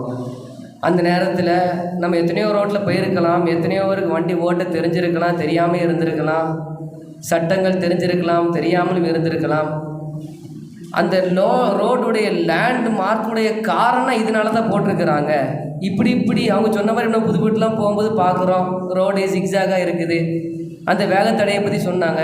இப்படி இந்த ரோட்டில் கூட இத்தனை விஷயங்கள் இருக்குது. இந்த ரோட்டில் இருக்கக்கூடிய இந்த சாதாரண கோடுக்கு கூட இத்தனை அர்த்தம் இருக்குது, இத்தனை ரீதியாக அந்த கோடை அமைச்சிருக்கிறாங்க அப்படின்ற ஒரு விஷயத்த நம்முடைய சார் நமக்கு வழங்க வச்சாங்க. அதேமாதிரி இன்னும் பல்வேறு கருத்துக்களை சொன்னாங்க. அதுக்கப்புறம் அவங்களுடைய அந்த கேள்வி பதில்கள், மாணவர்களுடைய அந்த தனிப்பட்ட கேள்விகளை கேட்டு அல்ஹம்துலில்லாஹ் நம்முடைய நிகழ்ச்சியை நிறைவுபடுத்தணும். இன்ஷா அல்லாஹ் இதே போன்று இதனுடைய குறிகளை அறிந்து இதே போன்று அந்த சட்டத்திட்டங்களை விளங்கி நம்முடைய வாகனங்களையும் பயணிப்பதற்கு வல்ல ரஹ்மான் தௌஃபீக் செய்வானாக. அஸ்ஸலாமு அலைக்கும் வரஹ்மத்துல்லாஹி வபரகாத்துஹு. السلام عليكم ورحمة الله وبركاته. அல்ஹம்துலில்லாஹ். நம்ம மௌலாக்கெல்லாம் சொன்ன மாதிரி மகரிப் தொழுகைக்கு நம்ம உட்காந்து அமர்ந்து கேட்டிருக்கோம். நம்ம வாப்பா நல்லா சொன்னாங்க, இந்த மாதிரி கோடெல்லாம் சொன்னாங்க, ஜிக்ஸாக்கு இந்த மாதிரி கோடெல்லாம் சொன்னாங்க. நம்ம வண்டி ஓட்டுவோம், நம்ம ஓட்டும் போது ட்ரிபிள்ஸ் போவோம், ஃபோர்ஸ் போவோம். நம்ம வாப்பா ஊரில் இருக்கவங்க சொல்லுவாங்க, கேட்க மாட்டோம். ஆனால் இப்போது சொல்லும் போது தான் தெரியுது அதோட பலன் என்னன்ட்டு. பேப்பர்லாம் கொடுத்துருக்காங்க, சிம்பிள் பேப்பர் எல்லாம் கொடுத்துருக்காங்க, படிச்சு பாருங்கள். அஸ்ஸலாமு அலைக்கும். அஸ்ஸலாமு அலைக்கும் வரஹ்மத்துல்லாஹி வபரகாத்துஹு. அல்ஹம்துலில்லாஹ். உஸ்தாத் சாயந்தரம் சொல்லும்போது சொன்னாங்க, இந்த மாதிரி ரோட் சேஃப்டி இதை பற்றி சொல்கிறக்காண்டி வராங்க அப்படின்ட்டு. அப்புறம் இதுக்காண்டி இதெல்லாம் ரெடி பண்ணிட்டு சரி இன்றைக்கி எதாவது எது சொன்னாலும் வந்து பாயிண்ட்ஸ் எடுத்து வச்சுப்போம், யூஸ்ஃபுல்லாக இருக்கும் அப்படின்ட்டு. ஏன்னா இப்போ எனக்கு வர ஜூனில் வந்து 18 கம்ப்ளீட் ஆகிடும். முடித்தோடனே லைசன்ஸ் இந்த மாதிரிலாம் அப்ளை பண்ணுவேன். அதனால் சரி யூஸ்ஃபுல்லாக இருக்கும் அப்படின்னு சொல்லி தான் வந்தேன். சார் ரொம்ப யூஸ்ஃபுல்லாக நிறைய சொன்னாங்க. இந்த எனக்கு தெரிஞ்ச வரையில் ரோடுனா ஒரு நேஷ்னல் ஹைவே, அப்புறம் இன்னொன்று வந்து நம்ம ஊருக்குள்ளே இருக்கிற ரோடு. ஆனால் சார் சொல்லும்போது ஒவ்வொரு ரோடாக இந்த ரோடு இதெல்லாம் தெளிவாக சொன்னாங்க. அப்புறம் அந்த நேஷ்னல் ஹைவேயில் வந்து எதுக்கு அந்த நேஷ்னல் ஹைவே மெயினாக கொண்டு வந்தாங்க அப்படின்ற ஹிஸ்ட்ரியெலாம் சொன்னாங்க. அப்புறம் அந்த நம்பர்ஸ் சொன்னாங்க, இந்த எமர்ஜென்சி நம்பர் எனக்கு தெரிஞ்சு 3 நம்பர் இருந்துச்சு. அப்புறம் சார் புதுசாக வந்து 112 அப்புறம் 911 அது சொன்னாங்க. அப்புறம் ஆக்சிடெண்ட் பண்ணாமல் எப்படி தப்பிக்கிறது, இந்த டக்கு டக்குன்னு நம்ம முடிவு எடுக்கணும் அப்படின்றதெல்லாம் சொன்னாங்க சார். அப்புறம்